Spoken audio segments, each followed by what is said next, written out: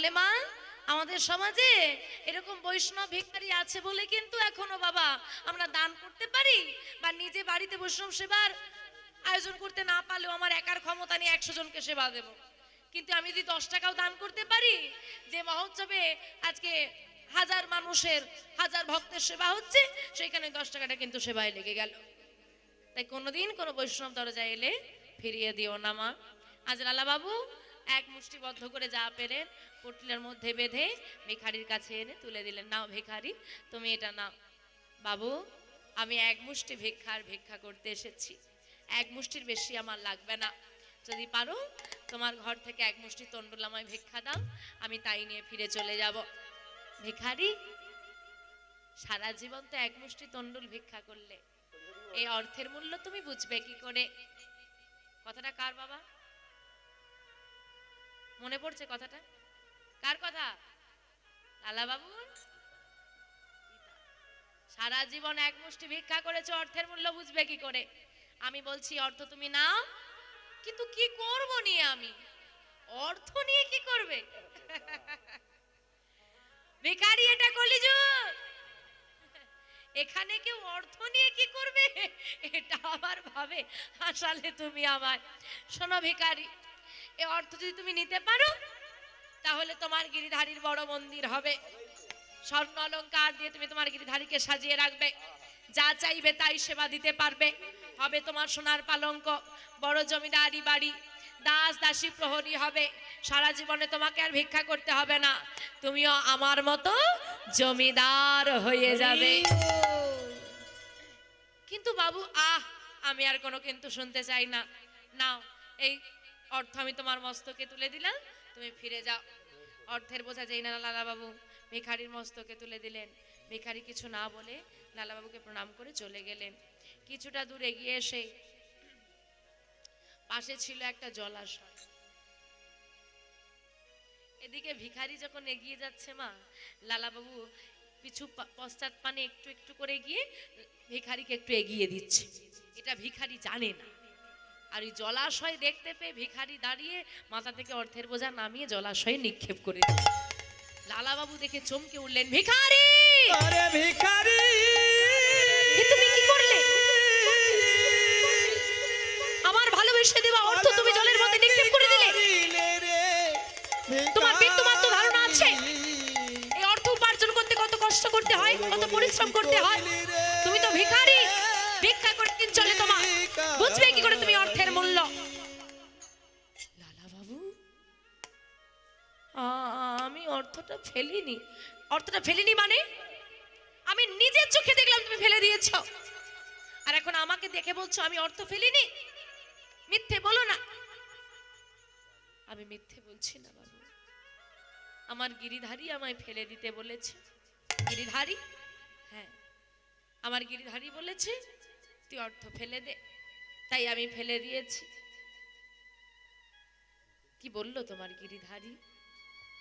আমার গিরিধারী, আমার গিরিধারী কি বলে জানো?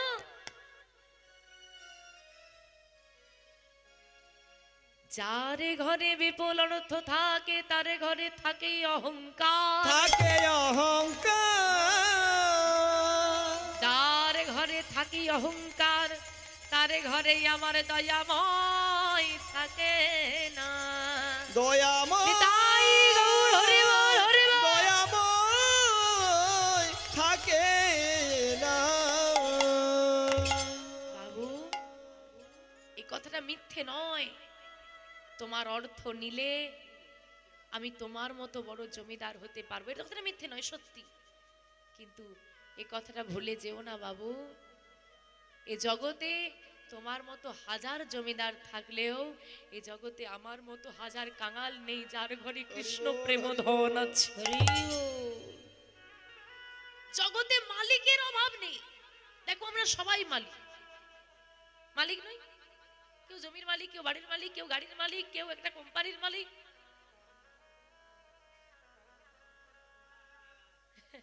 কিন্তু দাস কে?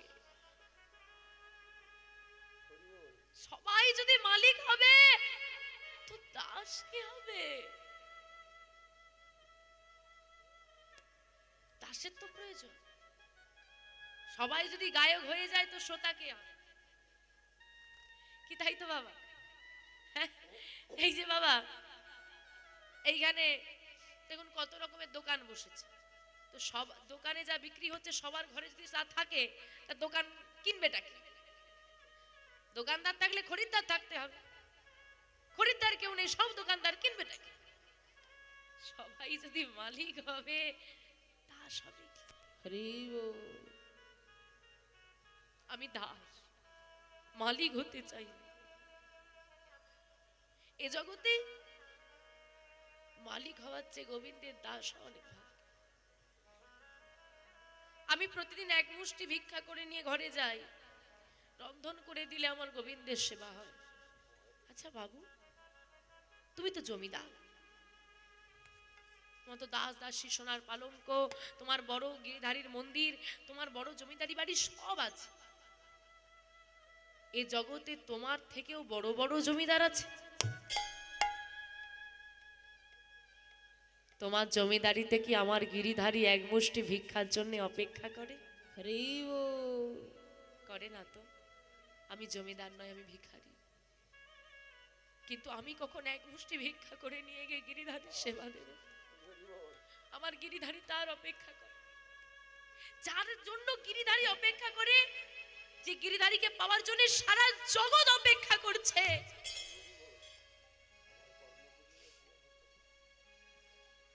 সে যদি কারোর জন্য অপেক্ষা করে, এই জগতে তার থেকে বড় ধনী কে? আমি তো ভুলে গিয়েছিলাম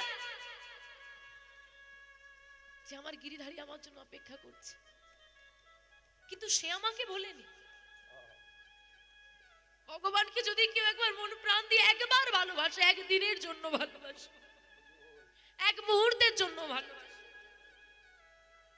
ভগবান তাকে এত ভালোবাসে, সে যদি গোবিন্দকে ভুলতে চায় তাও ভুলে যেতে পারে, কিন্তু গোবিন্দ তাকে কোনোদিন ভোলে না। আমি তো ভুলে গিয়েছি, তাই আমি তোমার অর্থ নিয়ে চলে যাচ্ছিলাম। সে আমায় ভোলেনি, সে আমায় ডেকে বলল, ভিখারি ভিখারি, কি করছিস কি তুই? তুইও কি লালার মতো জমিদার হতে চাস? তুইও কি লালার মতো অহংকারী হতে চাস? ভিখারি আয়, ভিখারি আয় আয় আয় আয় রে পীরে,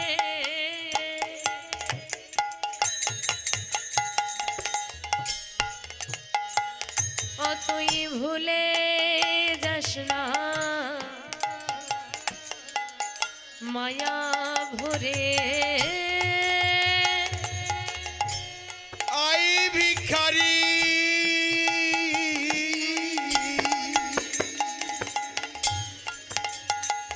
তুই আয় রে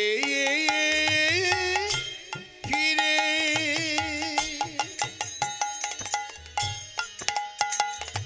তুই ভুলে যাস না মায়া ভরে,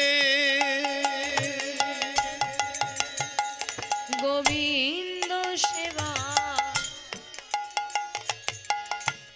বেলা বয়ে যায়, গোবিন্দ সেবা গোবিন্দ সেবা বেলা বয়ে গোবিন্দ সেবার গোবিন্দ সেবার বেলা বয়ে যায়, বিদুরের কুদণ্ড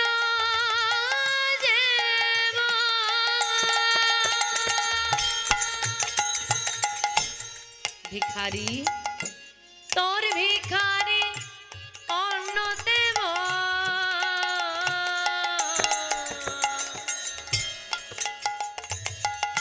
বিদুরের কুদণ্ড যেমন,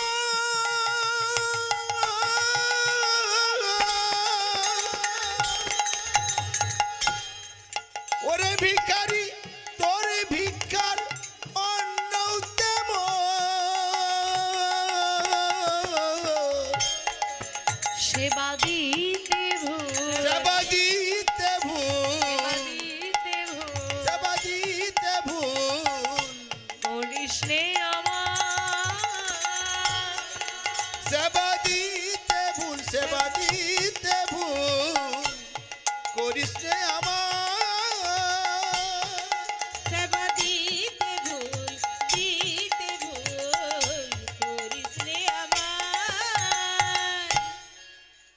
বলো তো? কতই না মানুষ ক্ষীর ছাড়া নমনি দিয়ে গোবিন্দের সেবা দেয়, সে নেয় না। আর গোবিন্দ আমার ঘরে এক মুষ্টি ভিক্ষার অন্নের জন্য বসে আছে, আমি যদি তার জন্য অর্থ পরিত্যাগ না করতে পারি, জীবনে করলামটা কি? আর আমরা ভগবানকে পরিত্যাগ করে সব পেয়েছি।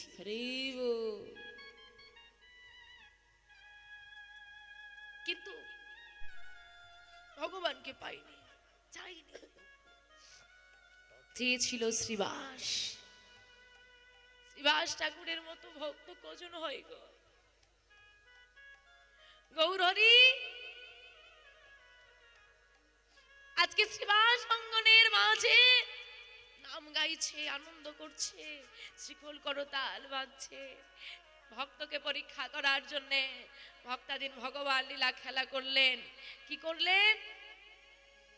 পাশের ঘরে শ্রীবাস ঠাকুরের একমাত্র পুত্রের প্রাণ তিনি হরণ করে নিলেন। শ্রীবাস ঠাকুরের স্ত্রীর কোলে, মালিনী দেবীর কোলে মাথা রেখে পুত্র প্রাণ ত্যাগ করেছে। মা বারবার ছেলেকে ডাকছে, কিন্তু ছেলে যখন সাড়া দিচ্ছে না, তখন চিৎকার করে কাঁদছে। শ্রীবাস ঠাকুর কান্নার স্বর শুনতে পেয়ে পাশের ঘরে এসে দেখছে ছোট্ট ছেলেটা ঘুমিয়ে আছে, আর মালিনী বসে বসে কাঁদছে। মালিনী, তুমি কাঁদছো কেন? কি হয়েছে? স্বামী, সকালবেলায় ছেলেটাকে একটু বকা দিয়েছিলাম, আর সেই অভিমানে ছেলেটা আমার সঙ্গে কথা বলা বন্ধ করে দিয়েছে। কতবার করে বলছি আর বকবো না, একবার একবার নয়নে মিলে তাকিয়ে আমার মা বলে ডাক। দেখো, তোমার ছেলের এত অভিমান, একবারও আর নয়ন মিলে তাকাচ্ছে না। তুমি একবার ডাকো দেখি, কই কি হয়েছে দেখি তো। এই যেই না সামনে গিয়ে ছেলের দেহে, পুত্রের দেহে হাত দিয়েছে, শ্রীবাস ঠাকুর চমকে উঠলেন। কি দেহটা শীতল হয়ে গেছে। কি হলো স্বামী? ডাকো। কি হলো? ডাকো না, তুমি ডাকলে নিশ্চয়ই ছাড়া দেবে, ডাকো। মালিনী, তোমার পুত্র আর কোনো দিনই সাড়া দেবে না। না, ও হে কৃপাময়,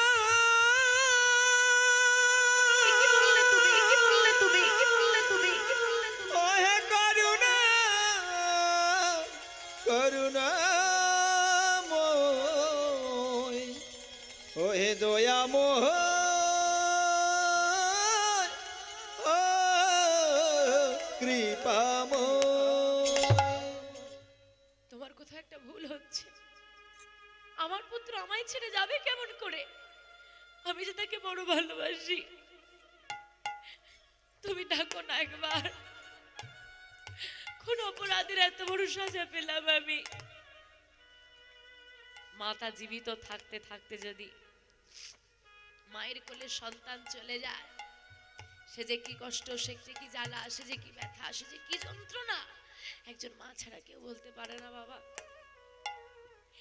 পুত্রের মৃতদেহ কোলে নিয়ে বুকে জড়িয়ে ধরে নয়নে ধারায় বুক ভাসিয়ে দিচ্ছে অভাগিনী মা। শ্রীবাস ঠাকুর বললেন, মালিনী, তুমি কেঁদো না, এটা প্রকৃতির নিয়ম। সবাইকে একদিন চলে যেতে হবে, কেউ দুদিন আগে আর কেউ দুটো দিন পরে। মেনে তো তোমাকে নিতেই হবে, তুমি কেঁদো না। আচ্ছা মায়েরা, ও মায়েরা, একটু অনুভব করেন দেখি, যদি কোনো মায়ের সন্তান কোল ছাড়া হয়, আর সেই মৃত পুত্র যদি সম্মুখে শয়নে থাকে, মাকে যে যতই বলুক চুপ করো, কেঁদো না, মা নিজেকে শান্ত করতে পারবে কি? চিৎকার করে মালিনী কাঁদছে। শ্রীবাস ঠাকুর বারবার বলছে, তুমি কেঁদো না, তুমি কেঁদো না। এতবার করে বোঝানোর পরেও যখন শ্রীবাস ঠাকুরের স্ত্রী বুঝলেন না, চিৎকার করে শ্রীবাস ঠাকুর বললেন, শোনো মালিনী, আমি তোমাকে এত করে বোঝালাম, তুমি যখন শুনলে না, তাহলে আমার কথাও তুমি শুনে রাখো। তোমার কান্নার স্বর যদি পাশের ঘর পর্যন্ত যায়, আর তোমার কান্নার স্বর শুনে যদি আমার গৌর হরির নাম বন্ধ হয়ে যায়, নাম বন্ধ হয়ে গেলে যদি আমার গৌর হরি মনে ব্যথা পায়, আমি সুরধ্বনি গঙ্গার জলে প্রাণ বিসর্জন দিয়ে দেব। নেতাই গৌর হরি বল হরি বল। মালিনী, সবার সন্তান আছে, প্রত্যেকটা নারী মা হয়, প্রতিটা নারীকে তার সন্তান মা বলে ডাকে। সবার ঘরে সন্তান থাকলেও সবার ঘরে গৌর হরি থাকে না। যার ঘরে গৌর হরি থাকে তার আর কি চাই বলো? কিন্তু মালিনী শুনল না, কেঁদেই চলল। মালিনীকে স্বামীর মৃত্যু ভয় দেখিয়ে চলে এলেন শ্রীবাস ঠাকুর পাশের ঘরে। গৌর হরির সঙ্গে নাম গাইছে। অন্তর্যামিনী ভগবান অন্তরে জানতে পেরে শ্রীবাস ঠাকুরকে ডেকে বলছে, শ্রীবাস, কি হলো দয়াময়? একটা সত্যি কথা বলবে তুমি আমায়? বলো, কি সত্যি? তোমার ঘরে আমি নাম গাইলে বড় আনন্দ পাই। আজকে এত সময় ধরে তোমার ঘরে আমি নাম গাইছি, আমি কোনো আনন্দ পাচ্ছি না। তবে কি তোমার ঘরে কোনো অমঙ্গল, কোনো দুর্ঘটনা ঘটেছে? না তো ঠাকুর। তাহলে তাহলে তুমি বলো কেন আমি আনন্দ পাচ্ছি না? পাশের এক ভক্ত বলে দিলে, শ্রীবাসের একমাত্র পুত্র মারা গেছে। শ্রীবাস, তোমার একমাত্র পুত্র মারা গেছে, তুমি আমায় বললে না? কি বলবো দয়া, কেন বলবো? আমি তোমায় ভালোবেসেছি নিজের দুঃখ জানানোর জন্য নয়, আমি তোমাকে ভালোবেসেছি তোমাকে পাওয়ার জন্য। আর তোমাকে সুখে রাখতে গিয়ে যদি আমাকে নিজেকে জগৎ ছাড়তে হয়, তাও ছেড়ে। কিসের পুত্র, কি পুত্র? এই জগতে তো কেউ কারো নয় প্রভু, তুমি আমার পরম আপন। আমি এটুকু জানি, তুমি আমার আছো মানে আমার সব আছে। কিন্তু সব পেয়েও যদি আমি তোমায় হারাই, তাহলে আমার মতো কাঙালি জগতে কেউ নেই। এত ভালোবাসো তুমি আমায় শ্রীবা। হ্যাঁ দয়াময়, আমি তোমার দুঃখ দেখতে পারবো না। তার জন্য যদি আমার নিজের পুত্রের বলিদান দিতে হয়, আমি তাই না হয় দিলাম। পাশের ঘরে এসে গৌর হরি ছোট্ট পুত্রটার মস্তকে হাত রাখতেই পুত্রটা উঠে বসেছে। কিরে, পিতামাতাকে ছেড়ে চলে যাচ্ছিস? পিতামাতা, আমায় ফিরিয়ে কেন আনলে? ও দয়াময়, আমি মৃত ছিলাম, ভালো ছিলাম, তুমি আমার প্রাণ নিয়ে নাও, আমি বাঁচতে চাই না। কেন? এত ভালো পিতা মাতা, এত ভালো পরিবার, কেন তুই থাকতে চাস না? দয়াময়, এই পিতামাতা ক্ষণিকের, তুমি আমার পরম বিশ্ব পিতা, তুমি তো সর্বদা আমার সঙ্গে থাকো। মৃত্যুর পর আমার দেহ তোমার চরণ সেবা করবে, কেন থাকবো এই মায়ার জগতে? আমি নিয়ে নাও তুমি আমার প্রাণ। এই জগতে যত পিতা মাতা, বন্ধু বান্ধব, ভাই বোন, আপন দেখি, কেউ কারো নয়, তুমি আপন, তুমি আমার সব। জগতের থেকে বড় সত্যি আর কিছু হতে পারে না। কেউ তো কারো নয় এ জগতে, কেউ তো কারো নয়। নেতাই গৌর হরি বল হরি বল হরি বল হরি বল। কেউ তো কারণ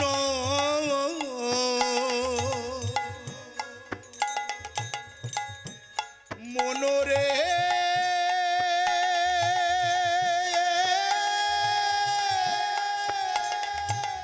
কেউ তো কারণ কেউ তো কারো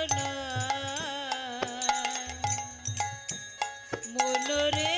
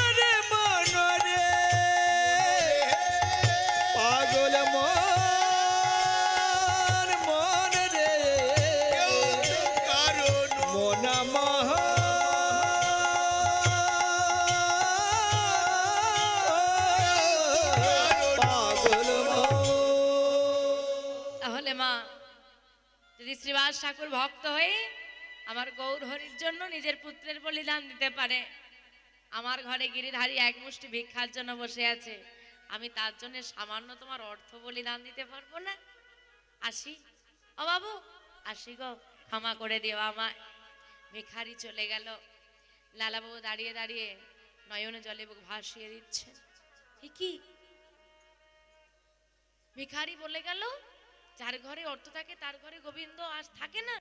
আমার এত বড় জমিদারিতে গোবিন্দ নেই, কারণ আমার অহংকার আছে।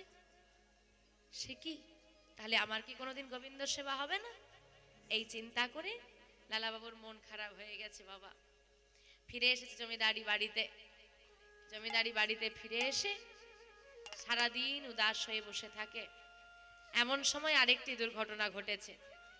লালাবাবুর নামে হাইকোর্টে মামলা হয়ে গেছে, আর মামলার সংবাদ পৌঁছে গেছে লালাবাবুর শ্রুতিমূলে। বাবু, তোমার নামে মামলা হয়েছে হাইকোর্টে। সে কি, কে করলো? কে আবার করবে? হ্যাঁ গো মা, ক্ষতি কারা করে, অচেনা না কাছের মানুষ? হ্যাঁ, কাছের মানুষ। আচ্ছা মাইরা, আপনারা যখন দুঃখ হয়, কষ্ট হয়, সমস্যা হয়, সবার আগে কাকে বলেন? ভগবানকে। ভগবান না না, আগে ভগবানকে নয়, আগে পাড়া প্রতিবেশী, তারপর সবার কাছ থেকে ব্যর্থ হলে গোবিন্দের কাছে যায়। আচ্ছা মাইরা, আপনাদের সবার বাড়িতে তো বললেন বাচ্চা টাচ্চা আছে নাকি? আপনারা রান্না করেন তো? হাত পুড়ে যায় না? ব্যথা লাগে না? জ্বালা করে না? কি গো, জ্বালা করে না? কষ্ট হয়? বাড়িতে কাটা ছেঁড়া পোড়ার মলম রেখেছ? মলম আছে বাড়িতে? আচ্ছা, কার কার বাড়িতে মলম নেই একটু হাত তোলো দেখি। কাটা পোড়ার মলম যাদের বাড়িতে নেই হাত তোলো, তাদেরকে একটা ভালো কথা বলবো, মলম আর লাগবে না। তোলো দেখি হাত। বাবা, ওই পেছন দিকে সবার বাড়িতে মলম আছে? এদিকে? হ্যাঁ গো, তোমাদের সবার নেই? আচ্ছা, অনেকের বাড়িতে মলম নেই। বেশ, আচ্ছা ঠিক আছে ঠিক আছে, তাহলে দেখা গেল যে অনেকের বাড়িতে মলম নেই। লবণ কার বাড়িতে নেই একটু হাত তোলো দেখি। হাত তোলো, হাত তোলো। লবণ কার বাড়িতে নেই হাত তোলো। আরে সবার বাড়িতে আছে তো। সবার বাড়িতে আছে। হ্যাঁ। মলম লাখনি, লবণ রেখেছ? কি বুঝতে পারলে আমি কি বললাম? হ্যাঁ, যাকে মনের দুঃখ বলতে যাচ্ছ অবস্থা দেখে নাও, সবার বাড়িতে মলম না থাকলেও লবণ থাকবে। তাই যে দিদিকে নিজের জ্বালা দেখাতে যাচ্ছ, ব্যথা দেখাতে যাচ্ছ, তার ঘরে মলম না থাকলেও লবণ কিন্তু থাকবে। তাই দুঃখ, নিজের জ্বালা, নিজের কষ্ট কাউকে বলার আগে, কাউকে দেখানোর আগে ভেবে নিও ওর বাড়িতে মলম আছে নাকি লবণ। তাই ক্ষতি যদি কেউ করে, আপন মানুষই করবে। যে তোমার দুর্বল জায়গা জানে সেই আঘাত করবে। তা লালাবাবুর নামে মামলাটা অন্য কেউ করেনি, করেছে লালাবাবুর অন্তরঙ্গ বন্ধু, যাকে লালাবাবু নিজের প্রাণের থেকে বেশি ভালোবাসতেন, যার নাম হলো জগৎ সেন। বন্ধু মামলা করেছে শুনেই লালাবাবু ভেঙে পড়লেন। কিসের কিসের বিষয় আশয়? যে জমিদারি, যে সম্পদ নিয়ে আমি এত মেতে রইলাম, সেই সম্পত্তি আজকে আমাকে হাইকোর্টে টেনে নিয়ে যাচ্ছে। আজকে মামলার তারিখ, প্রভাতকালে লালাবাবু চলে গেলেন হাইকোর্টে। হাইকোর্টে মামলায় চলে গেছে। এমন সময় ফিরতে প্রায় রাত হয়ে যাবে। যখন তিনি ফিরে আসছেন ততক্ষণে হয়েছে সন্ধ্যা। সন্ধ্যা বেলায় লালাবাবুর বাড়িতে একটা কাজের মেয়ে ছিল। মেয়েটির নাম হলো সুমতি। মেয়েটার বয়স হচ্ছে 7 বছর। 7 বছরের মেয়ে, কাজের মেয়ে। লালাবাবুর বাড়িতে সে কাজ করে। আর সন্ধে বেলায় মেয়েটির কাজ হলো লালাবাবুর ঘরটা পরিষ্কার করে দেওয়া।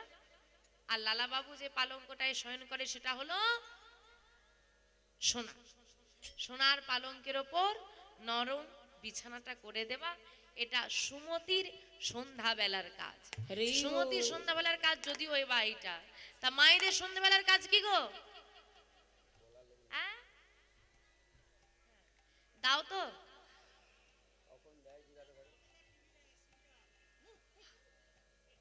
বলি একা এসেছো না ঘরের লোককে সঙ্গে নিয়ে এসেছো? ভাগ্যিস পাশে বসেন, আজকে নির্ঘাত বাড়িতে বাবার খাওয়া দাওয়া বন্ধ যেত। হরি বল হরি বল। ও মাইরা সিরিয়াল দেখো, দেখবে না তো কি, হ্যাঁ বলে ফোন দেখা খারাপ। আরে পয়সাটা তো ভরতে হচ্ছে, তা ফোন না দেখবো না? তা টিভিটা খরচা করে কিনেছি, টিভি দেখবো না? যত খুশি দেখো বাবা, একটা কথা মাথায় রাখবে, যে তোমাকে 24 ঘন্টা সময় দিয়েছে, অন্তত তাকে 4 মিনিট সময় দেওয়া তোমার কর্তব্য। হরি বল। আজকে রাতের বেলা গিয়ে তুমি নিশ্চিন্তে ঘুমিয়ে পড়বে। যদি ঘুম ভাঙে তাহলে সকাল, না ভাঙলে পরকাল। কৃপা করেছে তোমাকে সকাল দেখালো, আরো 24 ঘন্টা তোমাকে সময় সে দিয়েছে। এর জন্য অন্তত 4 মিনিট তাকে ধন্যবাদ জানিয়ে দিও। আর এই সময়টা দিও ওই সন্ধেবেলা। সন্ধ্যের সময় যখন তুমি তুলসী তলায় প্রদীপ দেবে, টিভিটা বন্ধ করে দাও, বাকি সারাদিন দেখো না, অসুবিধে নেই। তুলসী তলায় প্রদীপ দিয়ে ছোট ছোট বাচ্চাদেরকে নিয়ে তুলসী তলায় বসে একটু ভগবানের নাম করবে মা। আর বাবা তুলসী তলা থাকলে তো প্রদীপ বললে হবে, তুলসী তলাই নেই তো প্রদীপটা দেব কোথায়? হ্যাঁ, এখন বাবা ঘরের ভেতরে ফ্যামিলি ফটো লাগানো হয়। ভগবানের ফটো লাগালে, ভগবানের চিত্রপট দেওয়ালে লাগালে নাকি ঘরের শো নষ্ট হয়ে যায়। হরি বল। এই তো কলিযুগের হাওয়া মা। শোনো মায়েদেরকে একটা কথা বলি, আমাইরা কর্ম যেমন করবে ফল তেমন পাবে। তুমি যদি কর্ম ভালো করো, তোমার ভালো কর্মের ফল কেউ নিতে পারবে না। আর কর্ম যদি খারাপ করো, এই যে দেখবে বাবা ছেলে মেয়েরা যখন পরীক্ষা হয়, সারা বছর বাবা মাকে প্রণাম করে না, সারা বছর ঠাকুর ঘরে ঢোকে না। মা যদি মেয়েকে বলে, আরে আমার একটু কাজ আছে, বাড়িতে অতিথি আছে, দেনা একটু সন্ধ্যেটা তুমি দিয়ে দাও তো, ভালো লাগে না, আমার পড়াশোনা আজ নেই, না পড়তে বসতে হবে। সারা বছর পড়ার দোহাই দিয়ে ঘরের কাজ হলো না। আর পরীক্ষা দিতে যাওয়ার সময় এবার কি করে, বাবা মায়ের পাতায় মাথা নত করে, চরণে, আবার ভগবানের কাছে গিয়ে প্রণাম করে। পরীক্ষা দিতে যাওয়ার সময় মাথাটা একবার ঠুকে প্রণাম করবে, লক্ষ্য রাখবে প্রণামের স্টাইলটা। আর রেজাল্টের দিন এতবার মাথা ঠোকে, ভাগ্যিস মন্দিরের পাথরটা ভেঙে যায়। কেন বলে, পরীক্ষাটা যেন ভালো হয়। আর রেজাল্টের দিন বলে, ফল যেন ভালো পাই। সারা বছর কর্ম ভালো নেই, ফোন নিয়ে বসেছিল। হ্যাঁ, সারা বছর প্রেম করেছে, আর পরীক্ষার সব ফলের দিন বলে ফলটা যেন ভালো পায়। হরি বল। তা সারা বছর কর্ম ভালো করেনি, ফল ভালো পাবে বাবা? তা আমাদের হয়েছে তেমন দশা, সারা জীবন পরের ক্ষতি করেছি। আর বুড়ো বয়সে হরি বললেই কি আর ফল ভালো হয়ে যাবে? হ্যাঁ কি গো, সারা জীবন তো অন্যের ক্ষতি করেছি, অন্যের আলোচনা করেছি। অপরাধ নেবেন না বাবা। এখন ভক্ত হওয়া তো খুব শক্ত। দেখবেন সারাদিন যে হরি হরি বলছে, সন্ধ্যের পর তার বাড়িতেই গ্রামের আলোচনা বসেছে। হরি বল। তার ঘরের বউ কি করে, ওর ঘরে কি হয়। কেন বাবা? প্রথম কথা, এই জাগতিক জগতের আলোচনা ছেড়ে দাও। তুমি যার নিন্দা করছো, মনে রাখবে সেও কিন্তু তার ঘরে বসে তোমারই নিন্দা করছে।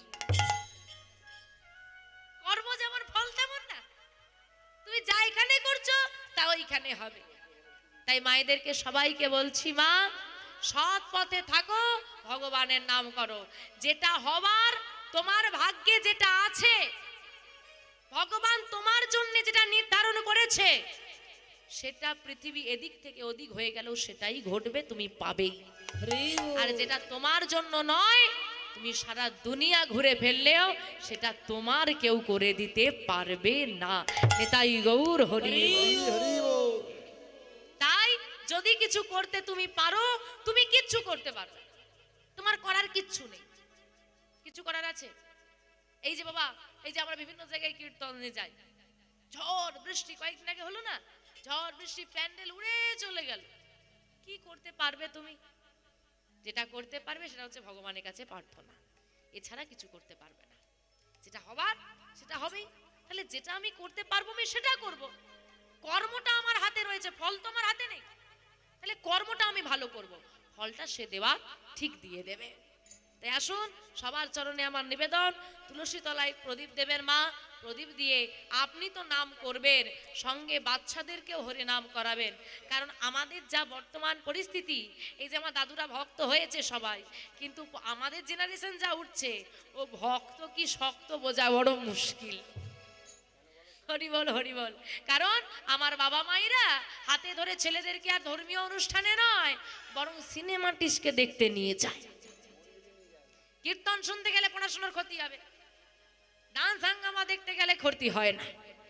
তাই মায়েদের চরণে নিবেদন, মা, সনাতন ধর্মকে এগোতে হলে মায়েরাই পারবে এগিয়ে নিয়ে আসতে। নিজে দীক্ষা নিন, গলায় কণ্ঠে তুলসীর মালা নিন, সন্তানকে মালা দিয়ে দিন এবং হাতে ধরে ভগবানের ভজন সাধনের পথে এগিয়ে দিন। সবাই মিলে আমার সঙ্গে বলুন, হরে কৃষ্ণ কৃষ্ণ কৃষ্ণ হরে হরে, হরে রাম রাম রাম হরে হরে। হরে কৃষ্ণ কৃষ্ণ কৃষ্ণ হরে হরে, হরে রাম রাম রাম হরে হরে। হরে কৃষ্ণ কৃষ্ণ কৃষ্ণ হরে হরে, হরে রাম রাম রাম হরে হরে। হরে কৃষ্ণ কৃষ্ণ কৃষ্ণ হরে রাম। ও মাইরা, তোমরা সবাই বলছো তো নাকি? আরে বোকা পেয়েছো নাকি? কি হলো? হ্যাঁ, ভক্তদেরকে তো বোকা পেয়েছো তুমি। কেন, বোকার কি আছে? ওরা নাম কি মনে মনে কি ভাবছো বলো তো? কি ভাবছে? ওই যে তোমরা গুনে গুনে পয়সা নেবে আর আমাদেরকে খাটাচ্ছ। হাই, কি বলছে গো? তোমরা মনে মনে এইসব বলছো? ও বলছে, বলে মনে মনে বলছে তোমরা সব পয়সা নেবে, আমরা খাটবো কেন? এগুলো ভাবছো? বলি ও মাইরা, ভগবানকে ডাকছো না ঘুম পাড়াচ্ছ? এত আস্তে ডাকলে ভগবানও ঘুমিয়ে পড়বে আর তোমরাও ঘুমিয়ে পড়বে। ইতিমধ্যেই তো কিছু জনের ঝুঁক আরম্ভ হয়ে গেছে। হ্যাঁ, তা একটু হাতটা তোলো আর জোরে গাও, দেখবে ঘুমও দূরে চলে যাবে, আনন্দ পাবে। তোলো তোলো, হাতগুলো তোলো সবাই। এদিকে 500 পারি দেবো। এবার গাও, হরে কৃষ্ণ কৃষ্ণ কৃষ্ণ হরে হরে, রাম রাম হরে হরে, হরে কৃষ্ণ হরে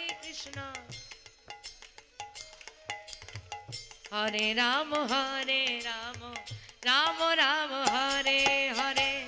হরে কৃষ্ণ কৃষ্ণ কৃষ্ণ হরে হরে, হরে রাম রাম রাম হরে হরে। হরে কৃষ্ণ কৃষ্ণ কৃষ্ণ হরে হরে, হরে রাম রাম রাম হরে হরে। হরে কৃষ্ণ কৃষ্ণ কৃষ্ণ হরে হরে, হরে রাম রাম রাম হরে হরে। হরে কৃষ্ণ কৃষ্ণ কৃষ্ণ হরে হরে, হরে রাম রাম রাম হরে হরে। হরে কৃষ্ণ কৃষ্ণ কৃষ্ণ হরে হরে, নিতাই গৌর হরি হরি বল, হরি বল। রাম রাম হরে হরে। হরে কৃষ্ণ কৃষ্ণ হরে হরে, হরে রাম রাম রাম হরে হরে। নিতাই গৌর হরি বল, হরি বল। হরি বল। তামা সুমতি কি করেছে? সন্ধ্যার সময় নাম গাইতে গাইতে কাজ করছিল তো বাবা, আর কাজ করতে করতে সোনার পালঙ্কের উপর নরম বিছানাটা হয়ে ফেলেছে। বিছানাটা করে দিয়ে মেয়েটা ঘর থেকে বেরোবে, এমন সময় তার মনে সাজ জাগলো, প্রতিদিন তো এই সোনার পালঙ্কের উপর নরম বিছানাটা আমি করে দিই, কিন্তু কোনোদিন আর আমার পরখ করা হয় না। তা সোনার পালঙ্কে ঘুমোলে বুঝি ঘুম খুব ভালো হয়। তা বাবু তো প্রতিদিন ঘুমায়, আজ তো বাবু বাড়িতে নেই। বাবু কোথায় গেছে? মামলায় চলে গেছে। তাই একটু আমি পরখ করে দেখি যে সোনার পালঙ্কে ঘুমোলে কেমন লাগে। এই বলে সোনার পালঙ্কের ওপর নরম বিছানা, আশেপাশে কেউ নেই দেখে একটুখানি শয়ন করেছে। আর যেই না শয়ন করা মা, সারাদিন পরিশ্রম কর, সন্ধেবেলা নরম বিছানা পেয়েছে, কেমন লাগবে গো? আর কি হবে গো? তোমাদের কি হচ্ছে গো? ঘুম পেয়ে গেছে। কীর্তন শুনতে বসলে ঘুম পাবে না তা হয় নাকি? তাই যে ঘুম পেয়েছে মায়েদেরকে হাত তোলাচ্ছি, ভালো লাগছে না? হ্যাঁ, তাই গৌর হরি বল, হরি বল, হরি বল। তা হাত তুললে ভালো লাগছে? রাগ হচ্ছে না? হাতে ব্যথা করছে না? হ্যাঁ, যারা ঘুমোচ্ছে হরিধ্বনি দিলে হাত তুলতে হচ্ছে, বিরক্তি লাগছে। হাত তুলছে আর মনে মনে বলছে শুধু হুড়ি বল আর হুড়ি, দিল ঘুমটা ভাঙ। কীর্তন করছো করো না, এত ঘন ঘন হুড়ি বল বলার কি আছে? আর কি করব বলো, তোমার গোবিন্দ কাজটাই এমন দিয়েছে আমার। হ্যাঁ, তোমরা বাড়িতে বাচ্চাদেরকে ঘুম পাড়াও আর আমরা আসি ঘুম ভাঙাতে। তা যা গালি দেবে দাও, মনে মনে দাও, কি করব মেনে নিতে হবে। তবে একটা কথা বলতে পারি মা, আজকে নাম চলছে, তোমার জেগে থাকার ক্ষমতা আছে, তুমি ঘুমোতে চাইছ। আজকে নাম চলছে, জেগে থাকার ক্ষমতা আছে। অনেকে ভাবছে থাক এবছর কীর্তন শুনবো না, পরের বছর শুনে নেব, সময় তো অনেক আছে। তা আজকে নাম চলছে, জেগে থাকার ক্ষমতা আছে, ঘুমোতে চাইছো, একদিন নাম চলবে, জাগতে চাইবে আর ক্ষমতা থাকবে না। নিতাই গৌর হরি বল। কীর্তনিয়া বলেছে প্রতিদিনের নাম করতে, তাই ভেবে ভেবে ঘুমিয়েছে আজকের দিনটা থাক, কাল থেকে নাম বলবো। আর ঘুম থেকে উঠে দেখছে যে বাবা, যে রাতের বেলা ভেবে ঘুমিয়েছিল যে কাল থেকে নাম করব, সে বাদে বাকি সবাই বলছে বলো হরি, হরি বল, বলো হরি, হরি বল। যে ভাবলো হরি বলবো তার বলা হলো না, কিন্তু তার জন্য আরো 50টা মানুষের হরি বলা হয়ে। তাই হরি বলার দিন কবে ফুরিয়ে যাবে আমরা কেউ জানি না। সময় থাকিতে মন কররে ভজন আর সাধন, সময় চলে গেলে আর হবে না। আমার গৌর হরি আমাদের মতো কলিহত জীবকে উদ্ধার করবে বলে নিজের গৃহ পরিত্যাগ করে দরজার দেশে হরিনাম চেঁচে সেদে দিয়ে গেছে। আর যাঁচা সাদা জিনিস পেয়েও যদি আমরা নিতে না পারি, তাহলে আমাদের মতো অভাগিনী বা হতভাগা কেউ হবে না। যেচে দিয়েছে তারপরেও যদি নিতে না পারো, একদিন না পাওয়ার জন্য কপাল করতে হবে। এই জন্যে তো হ্যাঁ, কত সুন্দর কথা লিখেছেন পদকর্তা, যদি গোবরে না হইতা কেমন হইতা। আহা, ভাবো দেখি, এই যে বসে এত নাম শুনছি, যদি গৌর না হতো এই জায়গাটা শূন্যই পড়ে থাকতো, প্রতি বছর বৃন্দাবন হতো না, তখন কেমন হতো? যদি গৌর না হইতো কেমন হইতো, কেমনে ধরিতাম দে। যদি আমার গৌর না হইতো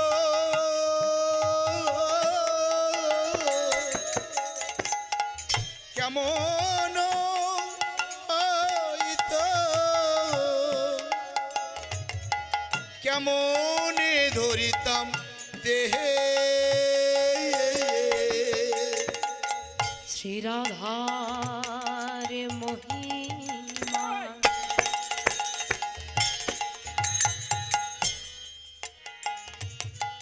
প্রেম রস সেবা,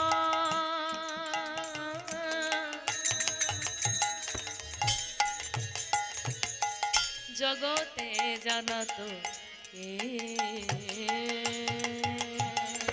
এমন শ্রীরাধার মহিমা প্রেম রস সীমা,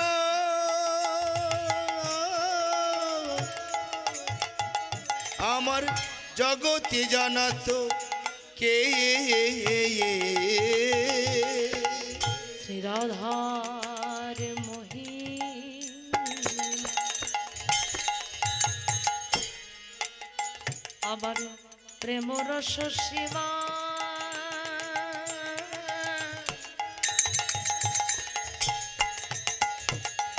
জগতে জানাতো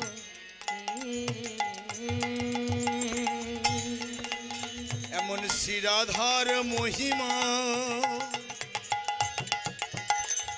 প্রেমর সীমা জগতি জানাতো কে বলি কে জানাতো, কে জানাতো কে জানাতো কে জানাতো রাধার মহিমা, কে জানাতো রাধার মহিমা কে জানাতো রাধার মহিমা, কে জানাতো। রাধার মহিমা কে জানাতো আহা, আমার গৌর হরি যদি না আসতো মা, যে বিদেশের মাটি থেকে, হ্যাঁ গো মা, ওই টানাটানি খেলা হয় না একটা, আগেকার দিনে খুব খেলা হতো। হ্যাঁ, রশি ধরে ওই দিকে এক দল টানবে আর রশি ধরে এই দিকে এক দল টানবে, আর টানাটানি করতে করতে করতে করতে বাবা, যে দল জোরে টান দেবে বিপরীত দলেরা কি হবে, একদম সেই মাটি থেকে উঠে এসে এই দলে এসে পড়বে। তা আমার গৌর হরি, আমার নিতাই চাঁদ এমন একটা প্রেম এই ভারতবর্ষের বুকে দিয়ে গেছে, সেই প্রেম নিয়ে বাবা ওই বিদেশের মানুষ খুব টানাটানি খেলা খেলছে, খুব টানছে, খুব টানছে।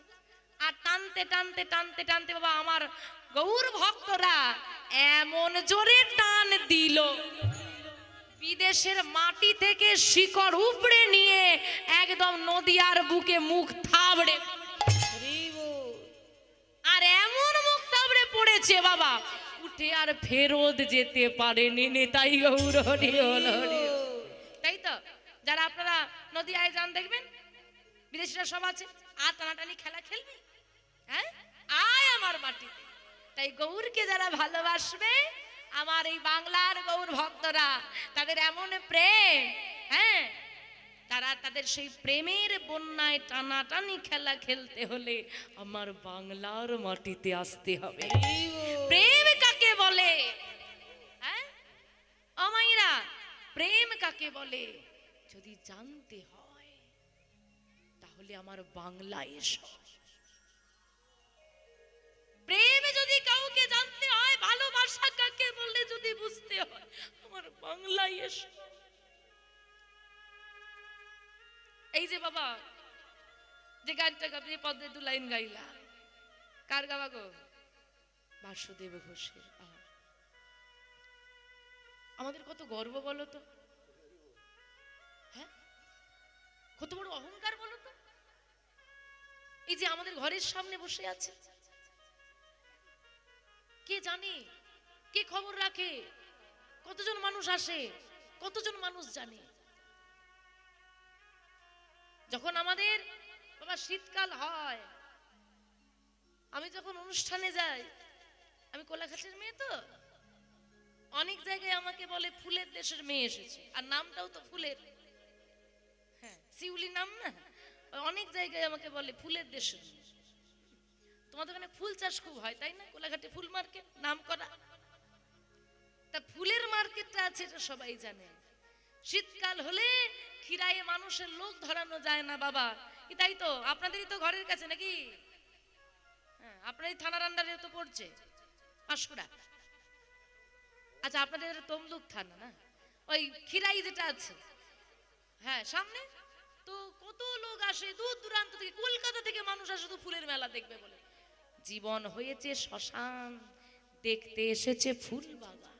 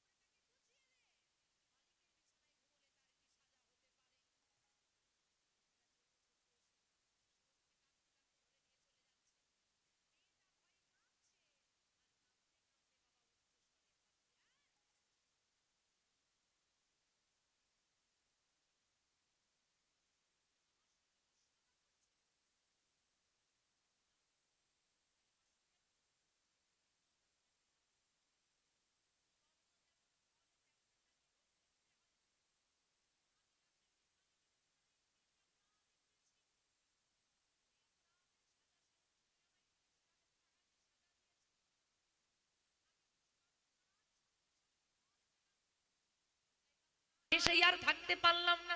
তাই তাই তুই হাসলি? তাহলে বল তুই কাঁদলি কেন? কি হলো?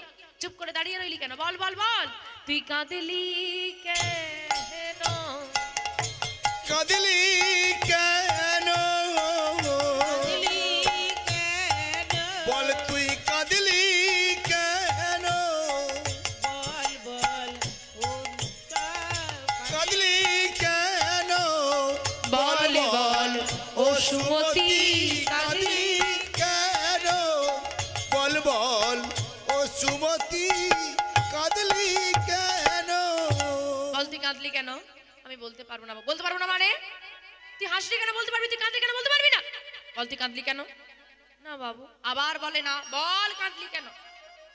বলবো? হ্যাঁ বল। আমি কেন কাঁদলাম জানলে তুমি কাঁদবে না তো? না আমি কাঁদবো না। তুমি কষ্ট পাবে না তো? না আমি কষ্ট পাবো না। বল তুই কাঁদলি কেন? বাবু, তুমি তো আমার মালিক, আমাদের মালিক। তুমি কি জগতের সবার মালিক? হ্যাঁ গো, সবার মালিক। সবার মালিক কে গো? তাহলে মালিক আছে তো নাকি? সাবধানে কাজবাজ করো, বুঝলে? মালিক কিন্তু আছে। আর যার মাথার উপর মালিক থাকে তার যেমন সাহস থাকে তেমন আবার ভয়ও থাকে। কোন দোকানে ঢুকলে দোকানে লেখা থাকে আপনি সিসিটিভি ক্যামেরার আওতায় আছেন। চোর চুরি করতে গেলেও হাতটা গুড়িয়ে নেব, রে বাবা ক্যামেরা চলছে।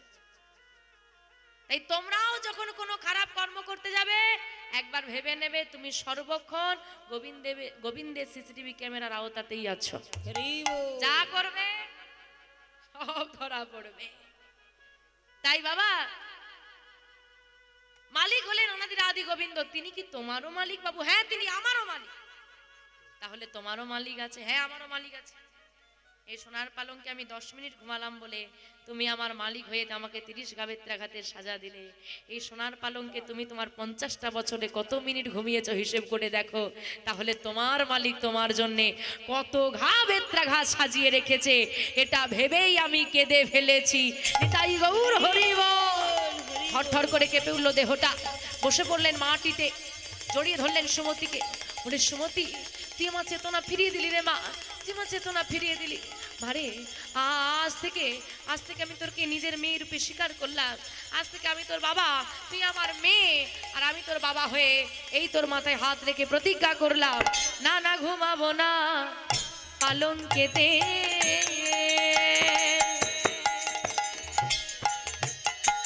আমি এই করিলাম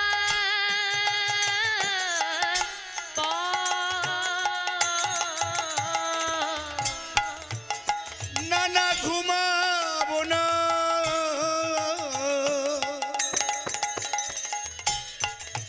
এই পালঙ্কেতে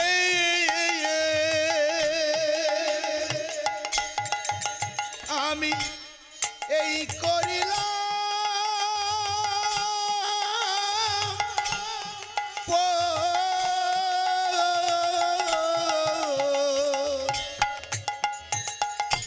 এ দেহেতে এ প্রাণ আমার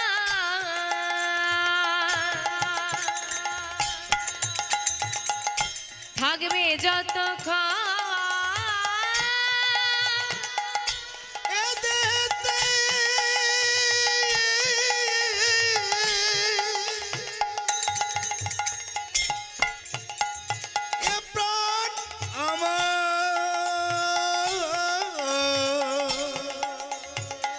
থাকবে যতক্ষণ এ দেহেতে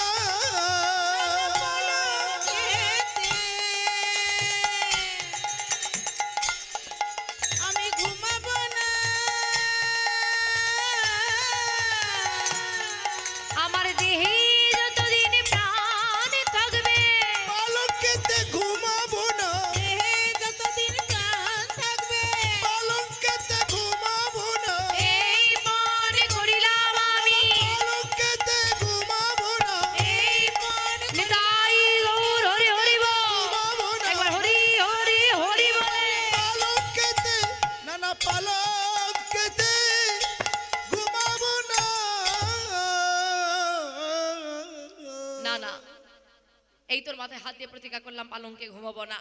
পরিত্যাগ হলো লালাবাবুর সোনার পালঙ্ক। জমিদারি কাজ হয়ে গেছে বন্ধ, আর কাচারি ঘরে যান না তিনি। স্ত্রী কাত্যায়নী একদিন জোর করে লালাবাবুকে পাঠিয়ে দিয়েছেন কাচারি ঘরে। আজকে তিনি পালকিতে নয়, হাঁটতে হাঁটতে কাচারি ঘরে এসেছেন, আর কাচারি ঘরে এসে হিসেব পত্র নিয়ে বসেছেন। কিন্তু আর কি হয় বাবা, মন চলে গেলে আর ফিরবে না। তাই কাচারি ঘরে এসে বসেও কাজের কাজ কিছুই হলো না।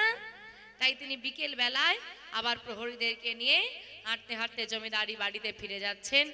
যে পথ ধরে ফিরে যাচ্ছেন সেই পথের ধারে ছোট্ট একটি মেয়ে, রজক কন্যা। হ্যাঁ গো মা, রজক কাদেরকে বলা হয়?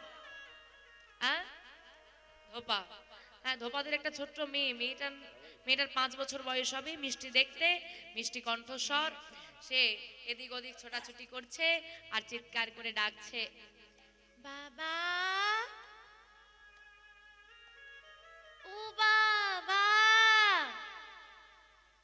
বাবা কোথায় গেলে তুমি? বাবা সাড়া দিচ্ছ না কেন? ও বাবা, চিৎকার করে এদিক ওদিক ছুটে বেড়াচ্ছে। লালাবাবু মিষ্টি মেয়েটার দিকে তাকিয়ে রয়েছে। আহা, কেমন মিষ্টি করে বাবাকে ডাকছে দেখো। ছুটতে ছুটতে এসে বৃক্ষতলে বসে থাকা একজন ব্যক্তির কাছে দাঁড়ালে। বাবা ও বাবা। কি হলো মা? তখন থেকে তোমায় ডাকছি, সাড়া দিচ্ছ না কেন? তাকিয়ে দেখো বাবা, বেলা যে বয়ে যায়, বাসনায় আগুন দেবে না? ও বাবা, বেলা যে বয়ে যায়, বাসনায় আগুন দেবে না? বাবা, বেলা যে বয়ে যায়, বাসনায় আগুন দেবে না? কি বেলা বয়ে যায়? হ্যাঁ, বেলা তো বয়েই যাচ্ছে। ও মাইরা, বাসনা মানে কি গো? হ্যাঁ হ্যাঁ হ্যাঁ, ঠিক, কলা গাছের শুকনো পাতা। আগেকার দিনে সাবান ডিটারজেন্ট কিছু ছিল না জামা কাপড় পরিষ্কার করার জন্য। ওই কলা গাছের খসা পাতাকে নিয়ে এসে শুকনো করে পুড়িয়ে ছাই করে সেই ছাইটা দিয়ে জামা কাপড় পরিষ্কার করা হতো। তাই ধোপার মেয়ে ধোপাকে বলেছে, বাবা বেলা যে বয়ে যায়, বাসনায় আগুন দিয়ে দাও। কিন্তু যার যেমন ভাব তার তেমন লাভ। হ্যাঁ হ্যাঁ, আমাইরা এক বাড়িতে চোর পড়েছে। চোর পড়েছে, এখন হঠাৎ করে অন্ধকারে চোর যখন পড়েছে, চোর শুনতে পাচ্ছে কে যেন কথা বলছে। কথা বলছে কি? চোর বুঝে নিয়েছে, এই এরা এখনো ঘুমায়নি রে, তাড়াতাড়ি লোকা। কে কোথায় লোকাবে? দুজন চোর। একজন আগেকার দেখবেন পুরনো বাড়িতে ওই ওপরে একটা মাটি দিয়ে আর একটা ছোট্ট মতো ঘর থাকতো, যেটাকে বাংলায় পারুন বা এরকম কিছু একটা বলা হতো, এখন থাকে না, মাটির বাড়িতে থাকতো। লুকোবে কোথায়? একজন ওপরে উঠে পড়েছে, আর একজন উঠতে পারেনি। বাবা কি করবে? ওই বিছানার খাটের তলার ভেতরে ঢুকে। দুজন দুই জায়গায় চোর লুকিয়ে গেছে। তা এখন চোর যখন খাটের তলায় ঢুকেছে, ওই উপরে শুয়েছিল স্বামী স্ত্রী দুজনে। দুজনের কথা হচ্ছে, কি গো টাকা পয়সার কি হবে? সব উপরালাই জানে। স্ত্রী আবার জিজ্ঞেস করছে, গয়নাগাটি গুলো ধীরে ধীরে সব ক্ষয় হয়ে যাচ্ছে, কি হবে গো? সব উপরালাই জানে। যা বলে সবই তার স্বামী বলে সব উপরালা জানে। ভাব যেমন লাভ তেমন। খাটের তলায় যে চোর ছিল সে বেরিয়ে বলে, ও চুরি করলাম দুজনে, সব ওপরালা কেন নেবে? নিচে যে আছে সে কি কিছু পাবে না? নিতাই গৌর হরি বল। তাই এইবার বাবা বলেন, তারা ওপরালা মানে ভগবান ভেবেছে, আর এরা ভাবছে যা চুরি হয়েছে সবাই তো ওপরে যে বসে আছে সে পাবে, আমি কিছু পাবো না। তা বলছে, তা চুরি করলাম দুজনে, সব ওপরালা কেন পাবে? আমি যে খাটের তলায় আছি আমি কিছু পাবো না। এই জন্য বলি যে নিজের মধ্যে তুমি ভাব যেমন রাখবে লাভটি তেমন হবে। মেয়ে তার বাবাকে বলেছে বাসনায় আগুন দাও, তার মানে শুকনো কলা পাতায় আগুন দাও। আর লালাবাবু শুনলেন, জীবনের বেলা বয়ে গেছে, বিষয়ে বাসনায় আগুন দাও। বেলা বয়ে যায় জীবনে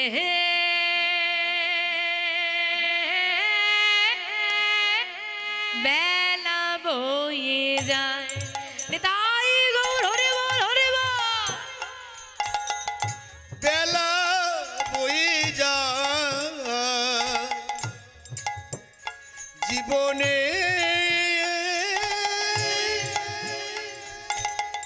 বেলা বই যা বেলা বয়ে যায় আমাদের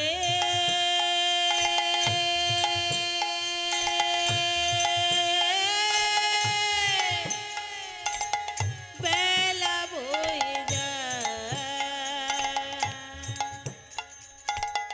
চেয়ে দেখো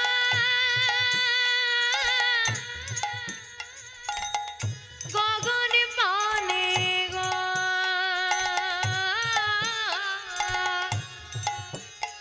একবার চেয়ে দেখো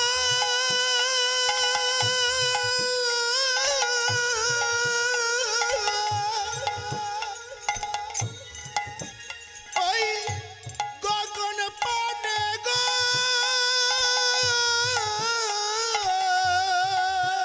বাবা রবি ডুবে যায় বেলা বই তাই যায় গৌর হরি বল হরি বল। আমাদের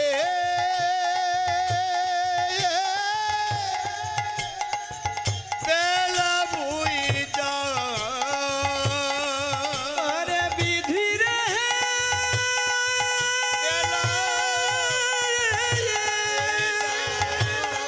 ও বিধি আমাদের বিধি বিধি রে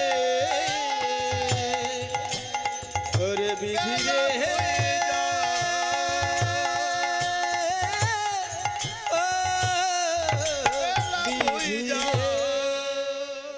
লালা বাবু ছুটতে ছুটতে চলে এলেন জমিদারি বাড়িতে। জমিদারি ঘরের দরজাটা বন্ধ করি সারা রাত্রি নয়নের বাড়ি পরিশন করে চিন্তা করতে লাগলেন। সত্যি তো ওই ছোট্ট মেয়েটাও জানে জীবনের বেলা বয়ে গেলে বাসনায় আগুন দিতে হয়, কিন্তু আমি জমিদার হলাম, আমার জীবনের বেলা বয়ে গেল, আমি অনুভব করতে পারলাম না জীবনের বেলা বলে বয়ে গেলে বিষয় বাসনায় আগুন দিতে হয়। আর কতদিন এই বিষয় বাসনা আঁকড়ে পড়ে থাকবো? অনেক হয়েছে জমিদারি, আমি আজই এই জমিদারিতে আগুন দিয়ে চলে যাব বৃন্দাবনে কৃষ্ণ দর্শনে। তাই লালাবাবু বিলম্ব না করে ভোর রাত্রে জমিদারি বেশ পরিত্যাগ করে সবকিছুর মায়ার বাঁধন ছিন্ন করে গেরুয়া বসন পরিধানে এলেন সুমতির কাছে। সুমতিকে কোলে তুলে নিয়ে বলছে, সুমতি সুমতি বাবা তুমি এত রাতে? শোন, এই জমিদারি বাড়িতে কেউ আমার মনের দুঃখ বুঝবে না, কারণ যে ভক্ত হয় সেই বাবা ভক্তের জ্বালা বুঝে। আমি তো এখন বহু জায়গায় এই কথাটাও শুনি, হ্যাঁ গো তুলসী মালা পড়েছো কেন? তুলসী মালা পড়লেই কি ভক্ত হওয়া যায়? কি দরকার, কেন পড়বো, এক গুরু দীক্ষা কেন নেব? যে ভক্ত সেই বুঝবে দীক্ষার কি মর্যাদা আর তুলসীর মালার কি মর্যাদা। যে অভক্ত তাকে খাতা পেন নিয়ে কেন ভগবান নেমে এলেও বোঝাতে পারবে না। তা তুই বুঝবি আমার মনের কষ্ট। আমার এসেছে বৃন্দাবনের ডাক, আমি বিষয় বাসনা পরিত্যাগ করে কৃষ্ণ দর্শনে চলে যাব বৃন্দাবনে, তুই আমায় বিদায় দে। বেশ বাবা, তুমি যাবে ঠিকই, চলে যাও, এটা কথাটা একটা কথা মনে রেখো, যেদিন তোমার গিরিধারীকে তুমি পাবে সেদিন আমার প্রণামটা জানিয়ে দিতে তুমি ভুলো না। এই বলেই সুমতির থেকে বিদায় নিয়ে লালাবাবু ভোর রাত্রি পশ্চিম বাংলার মাটি পরিত্যাগ করে মুর্শিদাবাদ থেকে চলে যাচ্ছেন উত্তরপ্রদেশ বৃন্দাবনের পথে। লালাবাবু যাচ্ছেন বৃন্দাবনে কৃষ্ণ দর্শনে। আসুন সবাই মিলে আমরা একটু উলুধ্বনি হরিধ্বনি দিয়ে যাব শ্রীধাম বৃন্দাবনে কৃষ্ণ দর্শনে। লালাবাবুর পিছু পিছু যাব, ভক্ত পিছে গেলে যদি ভগবানের কৃপা হয়।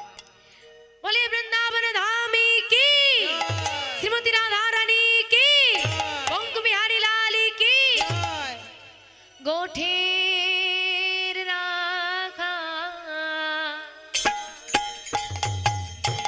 তোরা বলে দে না, বল বল কোথায়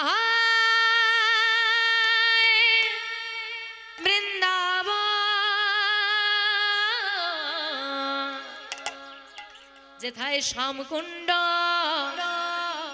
রাধা কুণ্ড গিরি গোবর্ধন কোটি রাখা বলে দে না বলো কোথায় বৃন্দাবন হরি বল হরি বল কোথায় শ্যামকুণ্ড রাধা কুণ্ড গিরি গোবর্ধন কোঠে রাখাল বলে দে না কোথায় বৃন্দাবন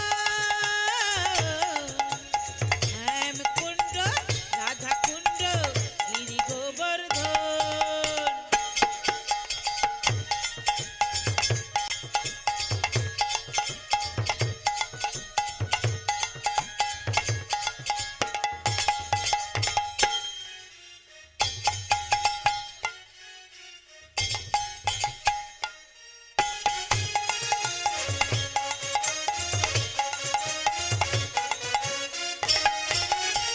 ভাগবতী শ্রী যমরাই উজার বয়ে যায় কেশি ঘাটার বংশী বটে আছে শ্যামরাই ভাগ্যবতী শ্রী যমুনায় উজান বয়ে যায় কেশি ঘাটার বংশী বটে আছে শ্যামরায় ভগবতী শ্রী যমুনায় উজান বয়ে যায় এসি ঘাটার বংশী বটে আছে শ্যামরায় ভাগবতী শ্রী যমুনাই উজার বয়ে যায় কেশি ঘাটার বংশী বটে সে বাঁশরি বাজায় বাঁশর উলুধ্বনি উলুধ্বনি নিতাই গৌর হরি হরি বল মুরলি বাজাই গোসে মুরলি বাজায় মুরলি বাজাই গো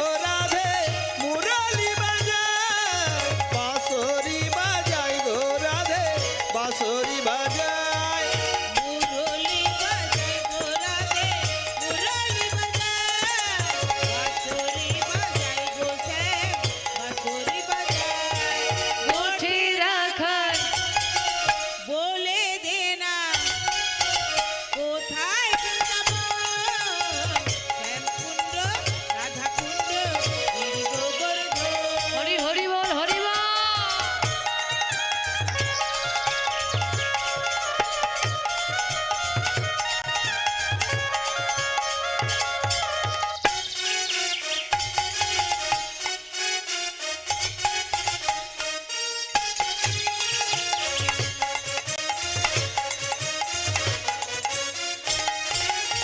ললিতা বিশাখায়াদি যত সখীগণ নিত্য সেবা করে তারা যুগল চরণ ললিতাবি সখায়াদি যত সখীগণ নিত্য সেবা করে তারা যুগল চরণ ললিতা বিশাখায়াদি যত সখীগণ নিত্য সেবা করে তারা যুগল চরণ তালিবন কমলবন আহার নিধিবন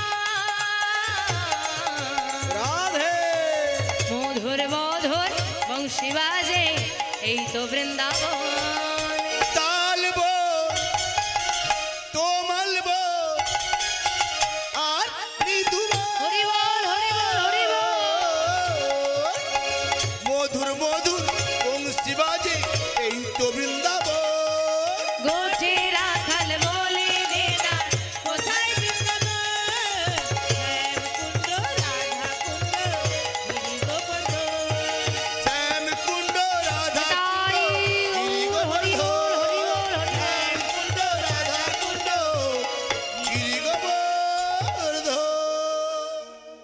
বৃন্দাবনে এলেন লালা বাবু কিন্তু বৃন্দাবনে এলেই কি আর কৃষ্ণ পাওয়া যায় মা আচ্ছা। বৃন্দাবনে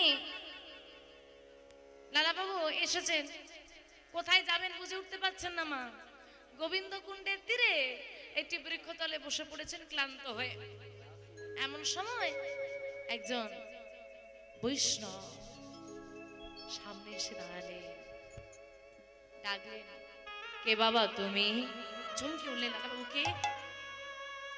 দেখলেন সম্মুখে একজন বৈষ্ণব ঠাকুর, প্রণাম করলেন।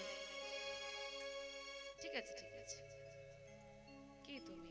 বৃন্দাবন আগে কোনোদিন আমি তোমায় দেখিনি। না না না, দেখবেন কি করে, আমি আজই তো বৃন্দাবন এসেছি।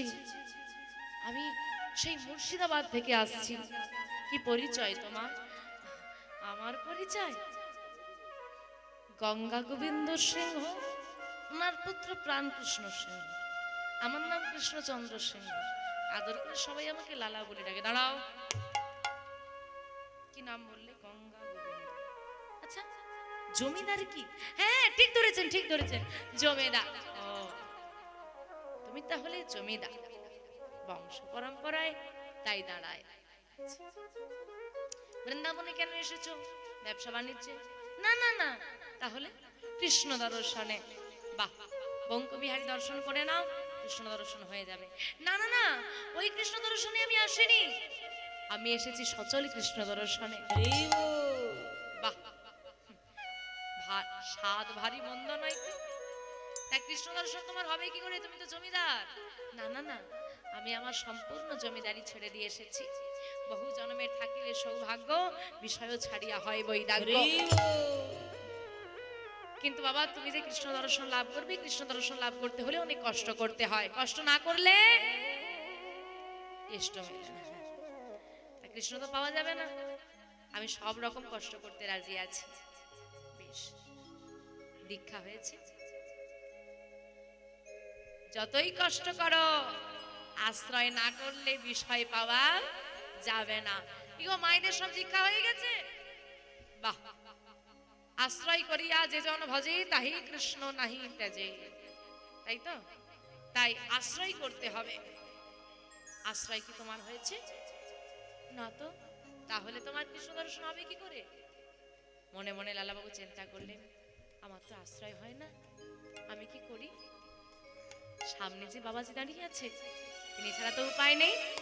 অমনি সাধু রচরণে হরি,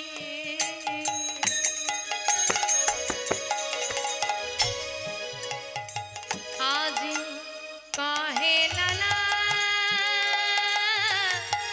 কৃপা করি,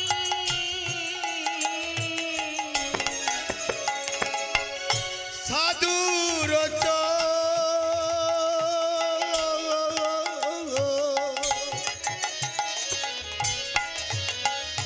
চরণে তোরি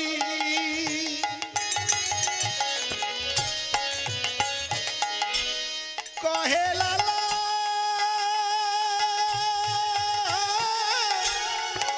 কৃপা করি,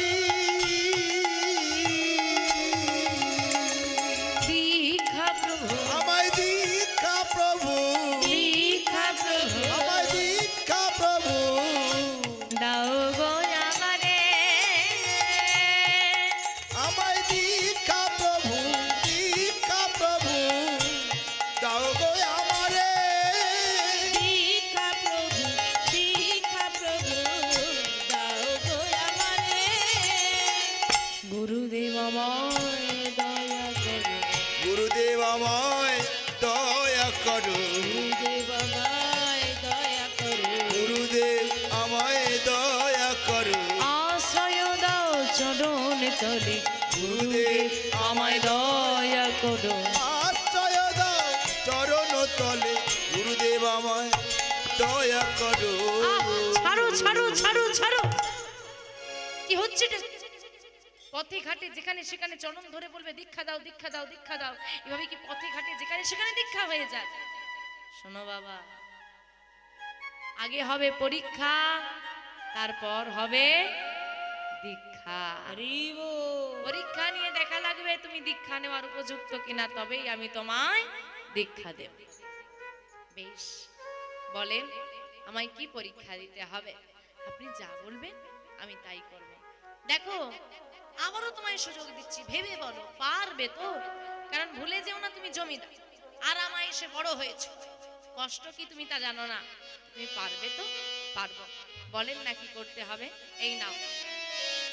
আরে ধরো ধরো লালা ভিক্ষা ঝুলি কাঁধে, ঘুরে এসো দাঁড়ে দাঁড়ে, ঘুরে এসো দাঁড়ে দাঁড়ে। তুমি ধরো ধরো লালা ভিক্ষার ঝুলি কাঁধে, ঘুরে এসো দাঁড়ে দাঁড়ে, ঘুরে এসো দাঁড়ে দাঁড়ে। রাধা কৃষ্ণ গুণ গাও ভিক্ষা মেগে না, বেড়াইবে দাঁড়ে দাঁড়ে। রাধা কৃষ্ণ গুণ গাও ভিক্ষা মেঘে না, বেড়াইবে দাঁড়ে দাঁড়ে। কৃষ্ণ গুণ গাও ভিক্ষা মেঘে নাও, বেড়াইবে দাঁড়ে দাঁড়ে। রাধা কৃষ্ণ গুণ গাও ভিক্ষা মেঘে না, বেড়াইবে দাঁড়ে দাঁড়ে। মুখে রাধা কৃষ্ণের নাম নিয়ে দরজায় দরজায় ভিক্ষা করবে। ভিক্ষা করে সারাদিন ভিক্ষা করার পর মধ্যাহ্নকালে যা পাবে সব নিয়ে গিয়ে যে কোনো একটি বৃন্দাবনে অনেক মন্দির, যে কোনো মন্দিরে দান করে দেবে। যেদিন যে মন্দিরে দান করবে সেদিন সেই মন্দির থেকে হাত পেতে প্রসাদ নিয়ে নেবে। মনে রাখবে, তোমার একবার চাওয়াতে যতটুকু প্রসাদ তোমাকে দেবে ওইটুকু প্রসাদই হবে তোমার সারাদিনের সম্বল। আচ্ছা বাবা, প্রতিদিন কি সব মন্দিরে ওদের পরিপূর্ণ করার মতো প্রসাদ পাওয়াবে? কোনোদিন হয়তো অল্প স্বল্প দেবে, যেটুকু দেবে ওইটুকুই সারাদিনের সম্বল। আসি লালা, যেদিন তোমাকে আমার মনে হবে দীক্ষা নেওয়ার উপযুক্ত, আমি নিজে এসে দীক্ষা দিয়ে যাব। কৃষ্ণদাস বাবাজি চলে গেলেন। লালা বাবু ভিক্ষার ঝুলিটা বক্ষ মাঝে জড়িয়ে ধরলেন। কি আমি ভিক্ষা করব? না না না না, আমি কেমন করে ভিক্ষা করব? আমি তো দুহাত ভরে ভিক্ষা দান করব। আমার জমিদারি আছে, আমার বড় মহল আছে, আমার সোনার পালঙ্ক আছে, আমি কেন ভিক্ষা করতে যাব? ছি ছি ছি, জমিদার হয়ে ভিক্ষা করব, না জানি কত লজ্জা করবে। না না না, আমার পক্ষে ভিক্ষা করা সম্ভব নয়। এইসব চিন্তা করছে লালা। একদিন দুদিন তিন দিন, হ্যাঁ গো তুমি জমিদার, এটা তোমার মন শুনবে, পেট শুনবে? হ্যাঁ গো বাবা, সে তার ক্ষুধার জ্বালা সইতে না পেরে এবার ভিক্ষার ঝুলি নিয়ে তাকে দরজায় বেরোতেই হলো। দরজায় দরজায় ভিক্ষা করি, যা পাই নিয়ে এসে মন্দিরে দান করে প্রসাদ পায়। প্রথম প্রথম কয়েকটা দিন খুব লজ্জা করতো, দেখতে দেখতে সব ঠিক হয়ে গেল। ও মাইরা, চিরদিন কাহারো সমান নাহি যায়। আজকে যেজন রাজা ধীরাজ, কাল সে ভিক্ষা চায়। কখনোই তোমার জীবন প্রত্যেকটা দিন সমান কাটবে না। আলো পেতে হলে রাতের অন্ধকার তোমাকে কাটাতে হবে। তাই যাদের জীবনে খুব সুখ চলছে, শান্তি চলছে, কোনো সমস্যা নেই, নিজেকে কঠিন করো, প্রস্তুত করো, ঝড় আসছে,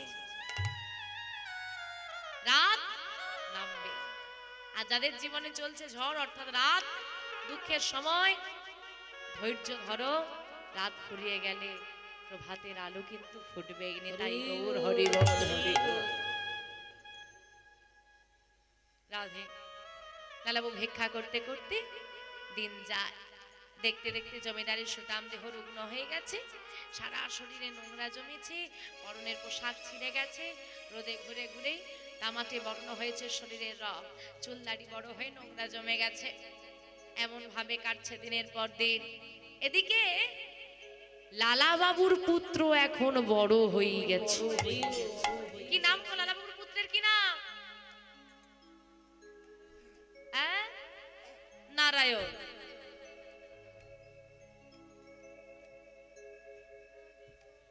অনন্তপুর গ্রামনিবাসী বিমলা পাল এই গানে মুগ্ধ হয়ে 100 টাকা পুরস্কৃত করলেন। হরি বল, হরি বল।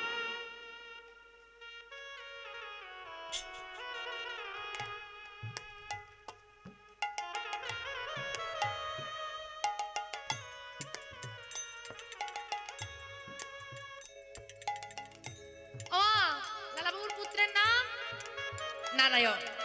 নারায়ণ বড় হয়ে গিয়ে পিতার সন্ধান শুরু করেছে। সুমতি বলেছে পিতা গেছে বৃন্দাবনে, তাই মাতা কাত্যায়নী দেবীকে নিয়ে, প্রহরীদেরকে নিয়ে নারায়ণ পিতার খোঁজে এসেছে বৃন্দাবন। এলে কি হবে? পিতা পুত্রকে চিনতে পারছে না, আর পুত্র পিতাকে চিনতে পারছে না। দেখা হয়েও কেউ কারোর সঙ্গে চিনতে পারলো না। একদিন দৈব যোগে ভিক্ষা করতে করতে লালাবাবু যখন পথ দিয়ে চলেছেন, সেই সময় কাত্যায়নী দেবী বেরিয়েছেন পথে বৃন্দাবনে।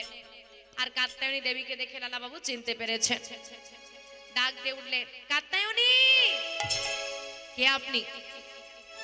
আমার নাম ধরে ডাকছেন? আপনি আমায় চেনেন? সারা গায়ে নোংরা দুর্গন্ধ, আপনার সাহস কি করে হয় আমার নাম ধরে আপনি ডাকেন? কাত্যায়নী, এত অহংকার! একদিন ছিলাম আমি জমিদার, তাই আমাকে সবাই সেবা করেছে। আজ আমি পথের ভিখারি, তাই আমার স্ত্রীও আজকে আমায় চিনতে পারছে না। এই কি সংসার, এই কি সংসারের নিদারুণ রূপ! স্বামী, তোমার কেমন অবস্থা হয়েছে? তুমি ভিখারি কেন সেজেছ? নারায়ণ, এই দেখ, এই দেখ তোর পিতা। ইনি আমার পিতা? হ্যাঁ পিতা। এ তোমার কেমন রূপ, এ তোমার কেমন অবস্থা? স্ত্রী জড়িয়ে ধরেছে চরণ, পুত্র পিতাকে আলিঙ্গন করেছে। ফিরে চলো পিতা, কোন সুখে তুমি ভিখারি হয়েছ?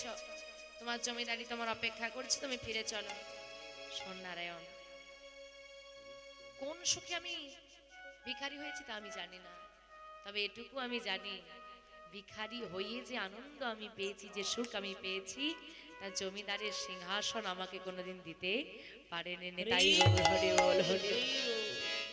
তাই তোরা ফিরে যা, আমি ফিরবো না। লালাবাবু পুত্র এবং স্ত্রীর শত অনুরোধ উপেক্ষা করলেন, ফিরলেন না। লালাবাবু যখন ফিরলেন না, পুত্র বলে উঠলেন, পিতা তুমি যখন ফিরবে না, আমি অনুমতি দাও। তুমি গিরিধারীর জন্য ঘর ছেড়েছ, তাই আমি তোমার গিরিধারীর জন্য একটি ঘর তৈরি করে দিয়েছি। যে আমার বাবাকে ঘর ছাড়া করলো, তার একটা ঘর হোক এই বৃন্দাবনে, আর তার ঘরে যেন তোমার একটু ঠাঁই হয়। মায়েরা যারা বাড়ি করছেন বা বনে আসা, বাড়ি করব, কখনো বলো না আমি বাড়ি করব, হে গোবিন্দ আমার একটা বাড়ি করে দাও। কি বলবে? হে গোবিন্দ তোমার একটা ঘর তৈরি করে নাও তুমি, সেই ঘরে তোমার দাস হয়ে থাকার মতো আমার একটু জায়গা করে দিও। দেখবে গোবিন্দের কৃপা হবে। আরে চাইতে জানতে হয়। মায়েরা সন্তান চাই, সন্তান, আমাকে একটা সন্তান দাও। না, আমাকে সন্তান দাও না, হে গোবিন্দ আমার কোল জুড়ে একটা সন্তান দিও। এমন সন্তান দিও না যাকে পেলে আমি তোমাকে ভুলে যাব। এমন সন্তান দিও যে আমাকে ভালো না বাসলেও তোমাকে মাথায় করে রাখবে। নিতাই ও একটা কথা মনে রাখবে মা, যে সন্তান কৃষ্ণ ভক্ত হয় সে কখনো পিতা মাতাকে ফেলে দেয় না। আর যেজন বাবা মাকে অপমান করে, বাবা মাকে কষ্ট দিয়ে, বাবা মাকে বৃদ্ধাশ্রমে রেখে ভক্ত সেজে ঘুরে বেড়ায়, ওটা সাজা ভক্ত, কোনোদিন ভক্ত হতে পারে না। তাই চাইতে জানতে হয়। তুমি আমার পিতা যার জন্য ঘর ছাড়লো, এই বৃন্দাবনে তার জন্যই না হয় একটা ঘর হলো। বেশ বাবা করে দাও। লালাবাবুর পুত্রের সহযোগিতায়, লালাবাবুর ভিক্ষা করা অর্থে বৃন্দাবনে তৈরি হলো রাধা গোবিন্দের মন্দির। যদি এখনো কেউ আপনারা বৃন্দাবনে যান, সে মন্দিরটি দর্শন করে আসবেন। মন্দিরটির বর্তমান নাম হলো লালাবাবুর মন্দির। রাধা গোবিন্দ স্থাপিত হলো, মন্দির হলো, লালাবাবুর পরিবার ফিরে এলো। কিন্তু লালাবাবু নিজে হাতে, নিজের মন্দির, কিন্তু নিজে হাতে রাধা গোবিন্দকে সেবা দিতে পারে না। কেন পারে না?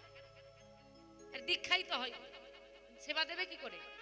কি বুঝলে মায়েরা? যাদের দীক্ষা হয়নি তারা আমার গোবিন্দকে দুটো নকুন দানাও দিতে পারবে না। তার হাতে গোবিন্দ সেবা নেবে, লালাবাবু দিতে পারছেন না, দীক্ষা হয়নি বলে। নিজের মন্দির হয়ে গেছে। আপনি বলবেন আমার ঘরের ঠাকুর আমি যেমন খুশি করে দিতে পারি। অনেকে বলে না, শোনো বাবু, ওসব মালা পরে তিলক নিলেই ভক্ত হওয়া যায় না। মনে ভক্তি থাকলে, মন শুদ্ধ হলে সব হয়, বলে না অনেকে বাবা। আমিও এই কথাটা মানি, যদি মন শুদ্ধ হয় সব হয়, কিন্তু মন শুদ্ধ আছে কার তাকে ধরে নিয়ে আই দিক। হরি বল।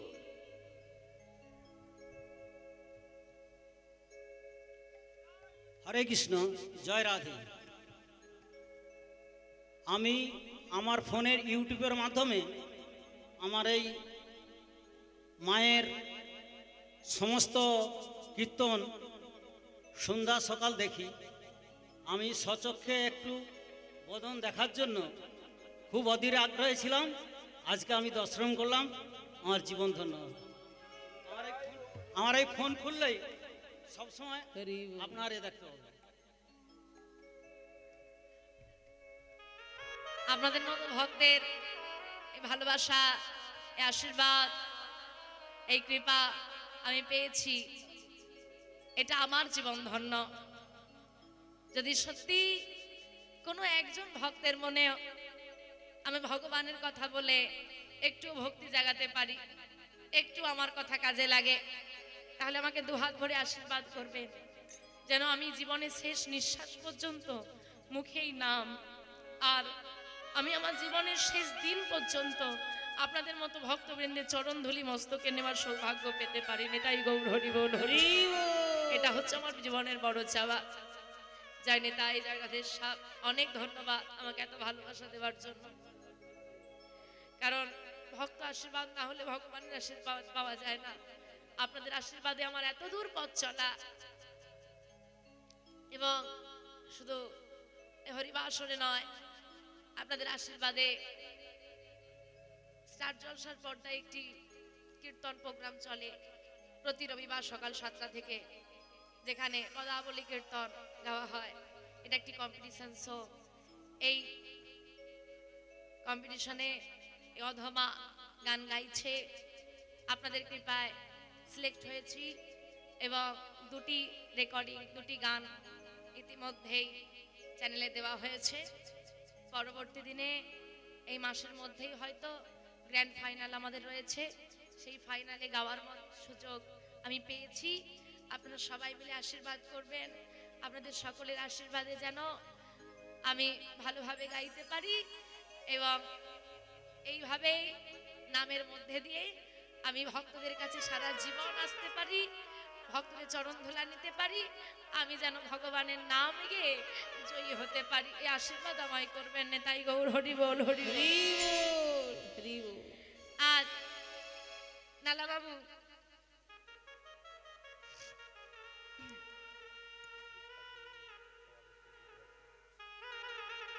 সামান্য দীক্ষা হলো না বলে ভগবানের সেবা দিতে পারছে না মা। ভগবানের কাছে যেতে হলে কিছু নিয়ম বিধি মানতে হয়। ওই যে বললাম না, মন শুদ্ধ থাকলে সব হয়, এটা কথাটা ঠিক, কিন্তু মন শুদ্ধ কারো আর নেই। তাই আমি শুদ্ধিকরণের পথে না এলে আমি পারবো না। দীক্ষা না হলে গোবিন্দ সেবা হওয়া যায় না মা, সেবা দিতে পারবো না আমরা। তাই লালাবাবু ভিক্ষা করে করেই দিন চলল। ভিক্ষা করতে করতে আজ এসেছেন, আপনারা যারা বৃন্দাবনে গিয়েছেন, গোবর্ধনধারী মন্দির, সেই মন্দিরে গিয়ে মনে মনে চিন্তা করছে আজকে এই মন্দিরে একটু প্রসাদ পাবো। তাই ভিক্ষায় যা পেয়েছিল ধীরে ধীরে পাহাড়ের উপরে উঠে মন্দিরের যে পুরোহিত ঠাকুর ছিলেন তাকে ডেকে বললেন, ঠাকুর আমি ভিক্ষা করে এনেছি, এটা নিন, আমায় একটু প্রসাদ দিন। লালাবাবু খেয়াল করেনি শরীরটা তার আজ ভালো নেই, বেজায় খারাপ, তাই বেশি বেলা পর্যন্ত সে আর ভিক্ষা করতে পারেনি। মধ্যাহ্নকালের আগেই সে মন্দিরে পৌঁছে গেছে। তাই বাবাজি বলছেন, দেখো বাবা, এখনো না আমি গোবিন্দের সেবা দিয়ে উঠতে পারিনি, তুমি অপেক্ষা করো, আমি গোবিন্দের ভোগ লাগিয়ে অবশ্যই তোমায় প্রসাদ দেব। ঠাকুর, আমি এখানে মন্দিরের সামনে বসে অপেক্ষা করব কেন? অনেক ভক্ত আসবে, অসুবিধে হতেই পারে, আমি তো ভিখারি, সারা নোংরা পোশাক, এভাবে কি মন্দিরে বসা যায়? আমি একটা কাজ করছি, ওই মন্দিরে পাহাড়ের নিচে একটা গহ্বর আছে, ওই গুহার মধ্যে বসে আমি অপেক্ষা করছি। আমার নাম লালা, যখন গোবিন্দের ভোগ দেওয়া হয়ে যাবে আপনি একবার আমাকে লালা বলে চিৎকার করে ডাকলেই আমি এসে প্রসাদটা নিয়ে চলে যাব। নিচের গুহায় এসে বসে নাম জপ করতে লাগলেন লালা বাবু।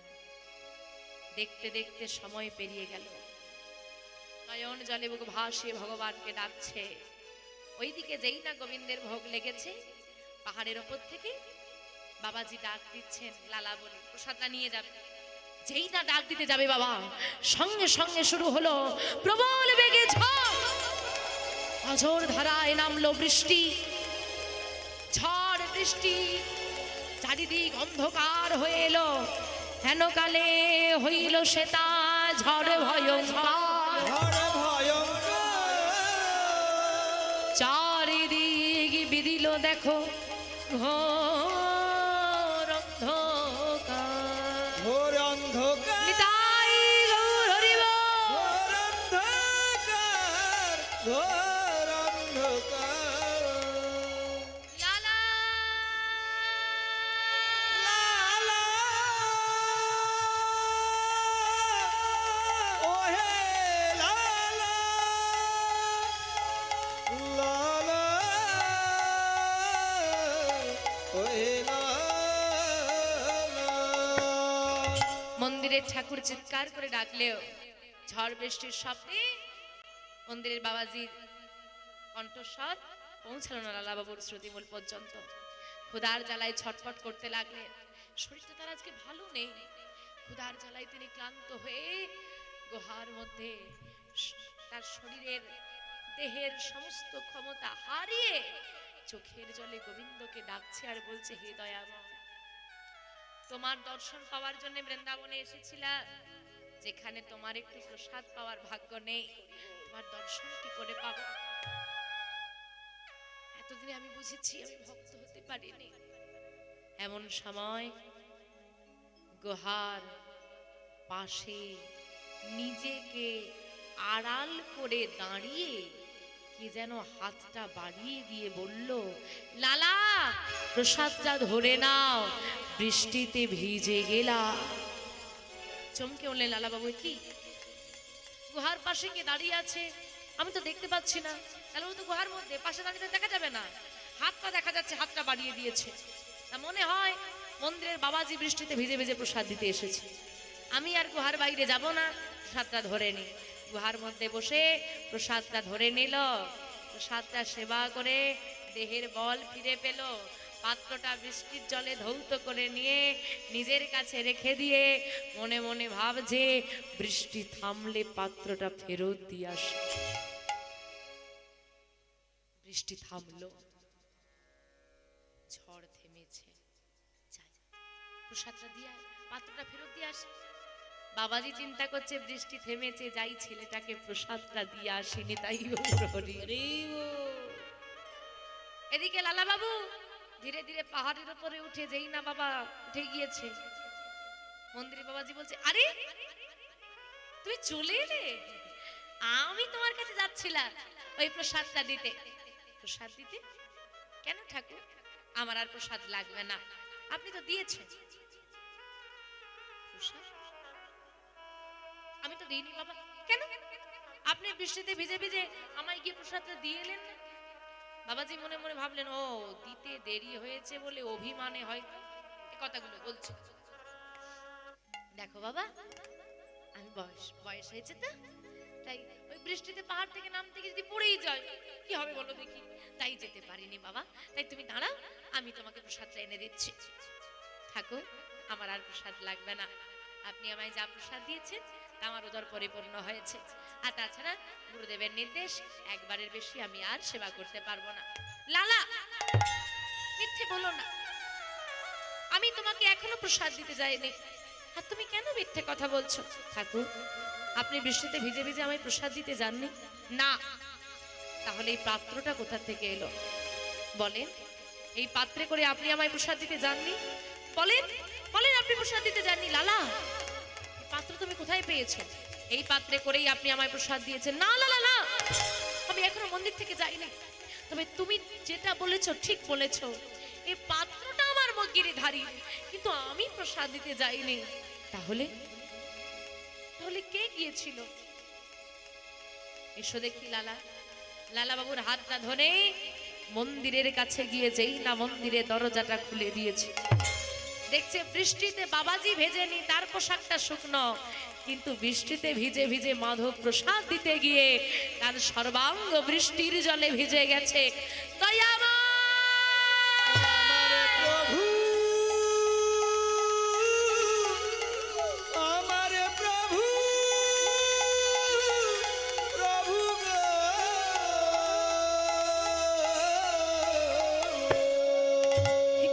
দয়াময়, তুমি আমার জন্য বৃষ্টিতে ভিজে ভিজে প্রসাদ নিয়ে এলে, একবার দেখা দিলে না।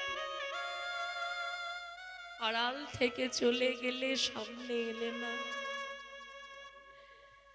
তোমার জন্য আমি রাজা থেকে আজকে ভিখারি, তোমার জন্য আমি সর্বস্ব থেকে আজকে সর্বহারা কাঙাল।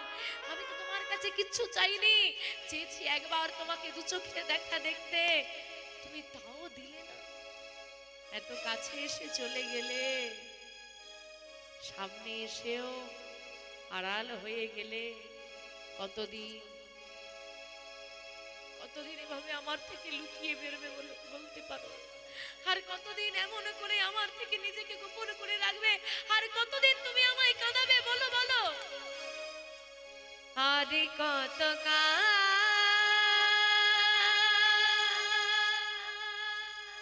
গিরিধারিলা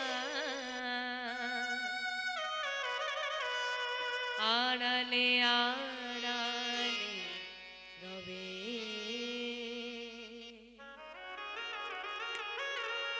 তুমি আড়ালে আড়ালে রবে।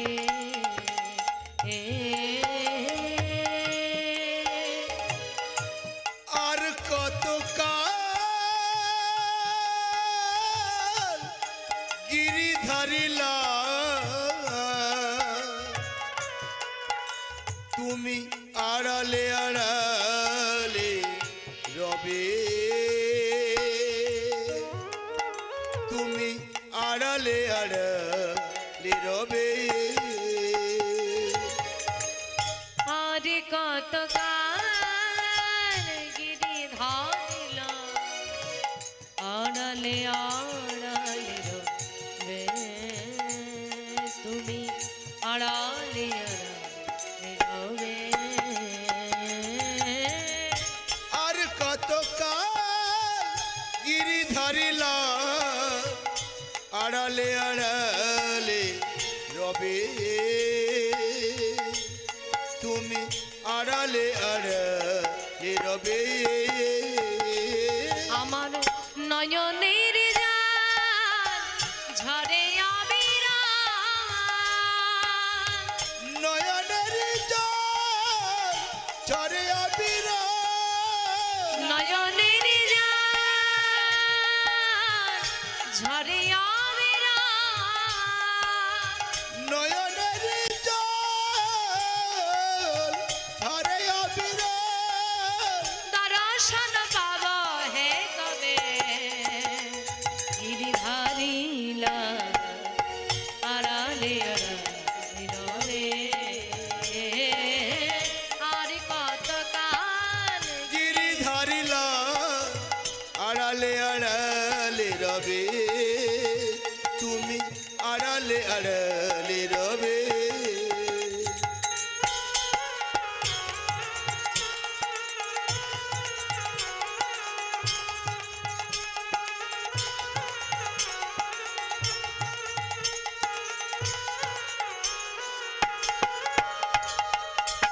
দেখা যদি না দেবে,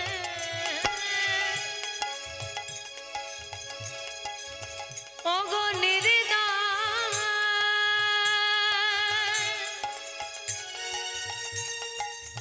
তবে কেন আশা দিয়ে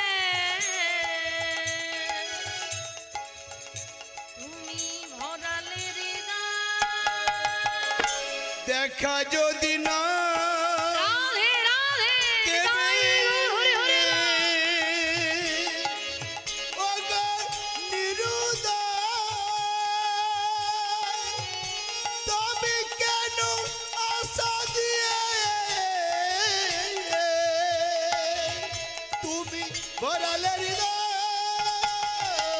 আমি তো ছিলাম জমিদার, হ্যাঁ কি দরকার ছিল মনের আশা জন্মিয়ে জমিদার থেকে আজ আমাকে ভিখারি করা? তুমি যখন জানতে আমায় তুমি দেখা দেবে না, কেন আমায় ভিখারি করলে? কেন আমায় আশা জন্মালে? বলো, উত্তর দাও। দেখা যদি না দেবে,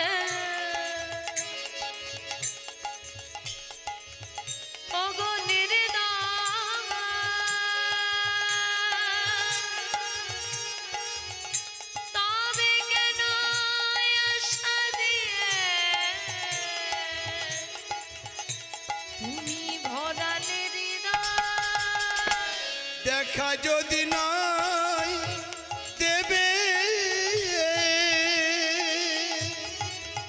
ও গো নিরুদয়,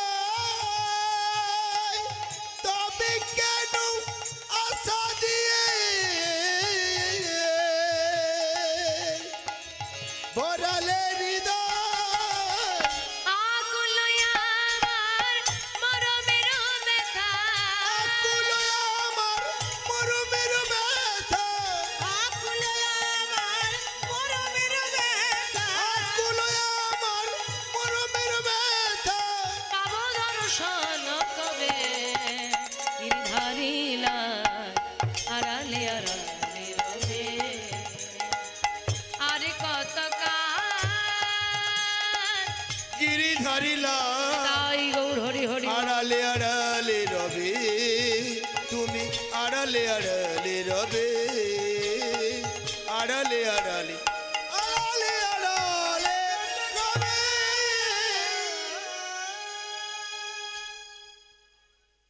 চোখের জলে ভেসে গেল লালা বাবু, বুকে তুলে নিলেন বাবাজি।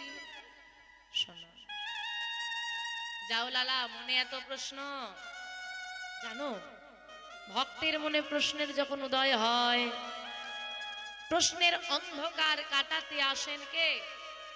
গু শব্দে অন্ধকার, রু শব্দে আলো। অন্ধকার থেকে যিনি আলোর পথে নিয়ে যাবেন তিনি হলেন গুরুদেব। তোমার মনে প্রশ্নরা অন্ধকার করে বসেছে, আলো খুঁজতে হলে গুরুদেবের কাছে যাও। গিরিধারীকে প্রণাম করে ছুটতে ছুটতে এসে কৃষ্ণদাস বাবাজির চরণে আছাড় খেয়ে পড়লেন। নানা বাবু, গুরুদেব, সব হারিয়ে ফেলেছি আমি গোবিন্দকে হারিয়েছি। লালা, তুমি গোবিন্দকে পেলে কবে যে হারাবে? আমার দয়াময় আমার থেকে চলে গেছে, চলে যাবে না তো কি? ভুলে গিয়েছো? কেন ভুলে যাচ্ছ তুমি বারবার? তোমার এখনো দেখা হয়নি, এই কথাটা ভুলে যেও না। কেন হলো না? কেন হলো না? গিরিধারী আমাকে কৃপা করে প্রসাদ দিয়ে গেল, আপনি আমায় দীক্ষা দিলেন না। না, কারণ আমি তোমাকে বলেছিলাম দরজায় দরজায় ভিক্ষা করো, এটা তোমার পরীক্ষা। পরীক্ষায় উত্তীর্ণ হলে আমি তোমায় দীক্ষা দেব। তুমি তো উত্তীর্ণ হতে পারোনি লালা।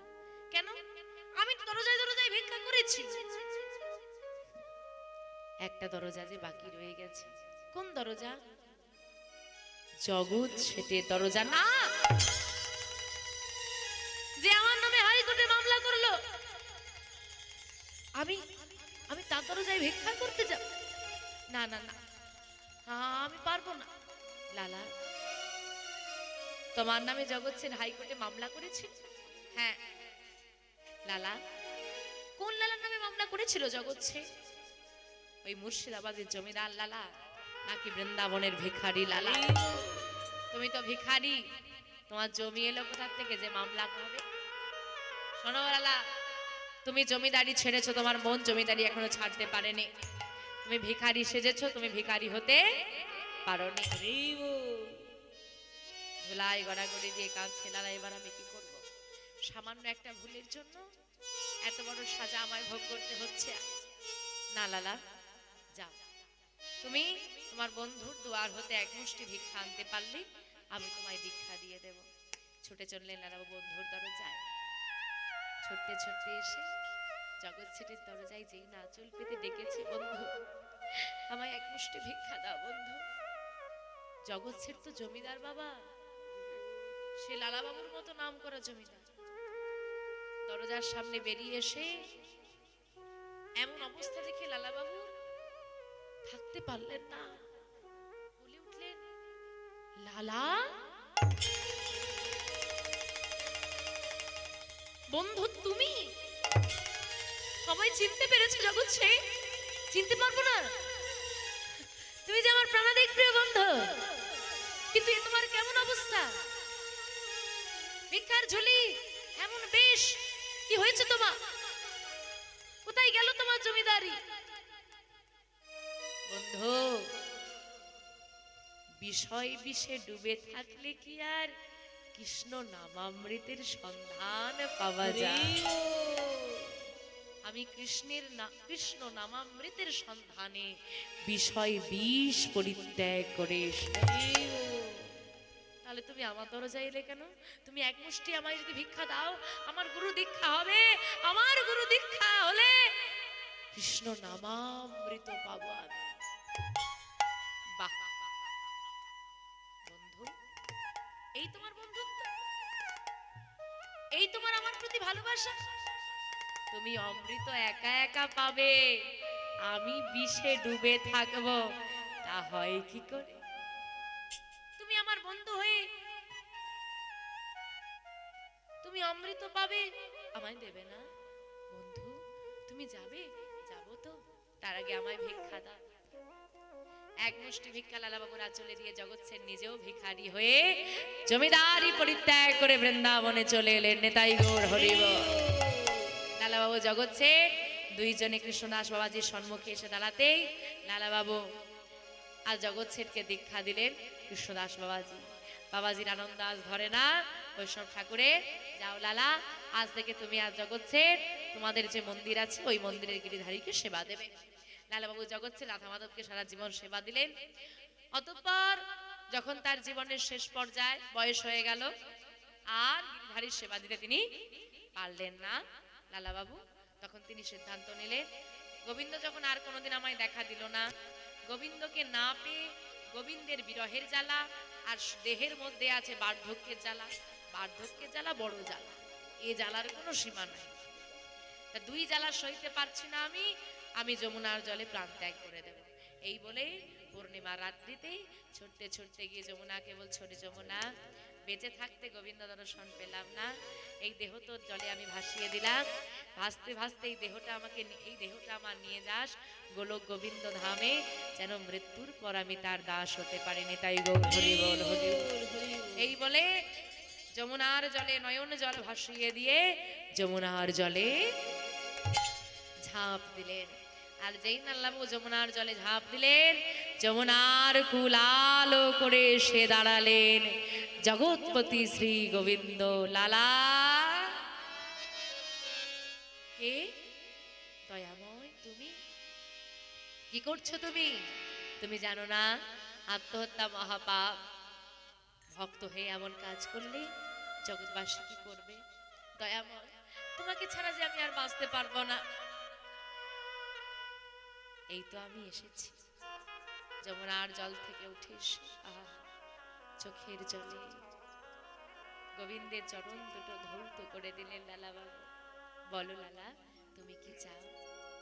চাওয়ার কি চাইবো? আর সবই তো দিয়েছো, জমিদার করেছো, আর কি চাওয়ার? আর কিছু চাওয়ার নেই। যদি দিতেই কিছু হয় আমায় আশীর্বাদ করো, যেন কোনোদিন মালিক না হতে হয়, জন্ম জন্মান্তর তোমার দাস হয়ে থাকতে পারি। গোবিন্দ বললেন, বেশ লালা, তুমি যখন কিছু চাইলে না, আমি তোমায় আশীর্বাদ করলাম। তুমি আমাকে এক পলক দেখার জন্য, দর্শন করার জন্য এত কষ্ট করেছো, তাই আমি তোমাকে আশীর্বাদ করলাম। তুমি যখন চাইবে, যেই মুহূর্তে চাইবে, নয়ন বন্ধ করলেই আমার দর্শন তুমি পেয়ে যাবে। তাই গৌর হরি বল। আজ লালাবাবুকে কোল দান করলেন গোবিন্দ। ভক্তের কথা এতক্ষণ বসে আমরা শ্রবণ করলাম। গোবিন্দের চরণে আমাদেরও নিবেদন, তোমার যে ভক্তকে তুমি চরণে দাস করলে, সেই ভক্তের কথা আমরা এতক্ষণ বসে শ্রবণ করলাম। কৃপা করো দয়াময়, যেন আমরাও তোমার চরণের দাস হতে পারি। এই নিবেদন নিয়ে আজকে ভক্ত ভগবানের মিলন আমরা দর্শন করব। ভক্ত আর ভগবানের মিলন হইল, উলুধ্বনি উলুধ্বনি। ভক্ত আর ভগবানের মিলন হইল, ভক্ত আর ভগবানের মিলন হইল, ভক্তগণ বদন ভরে রাধে রাধে বল। ভক্ত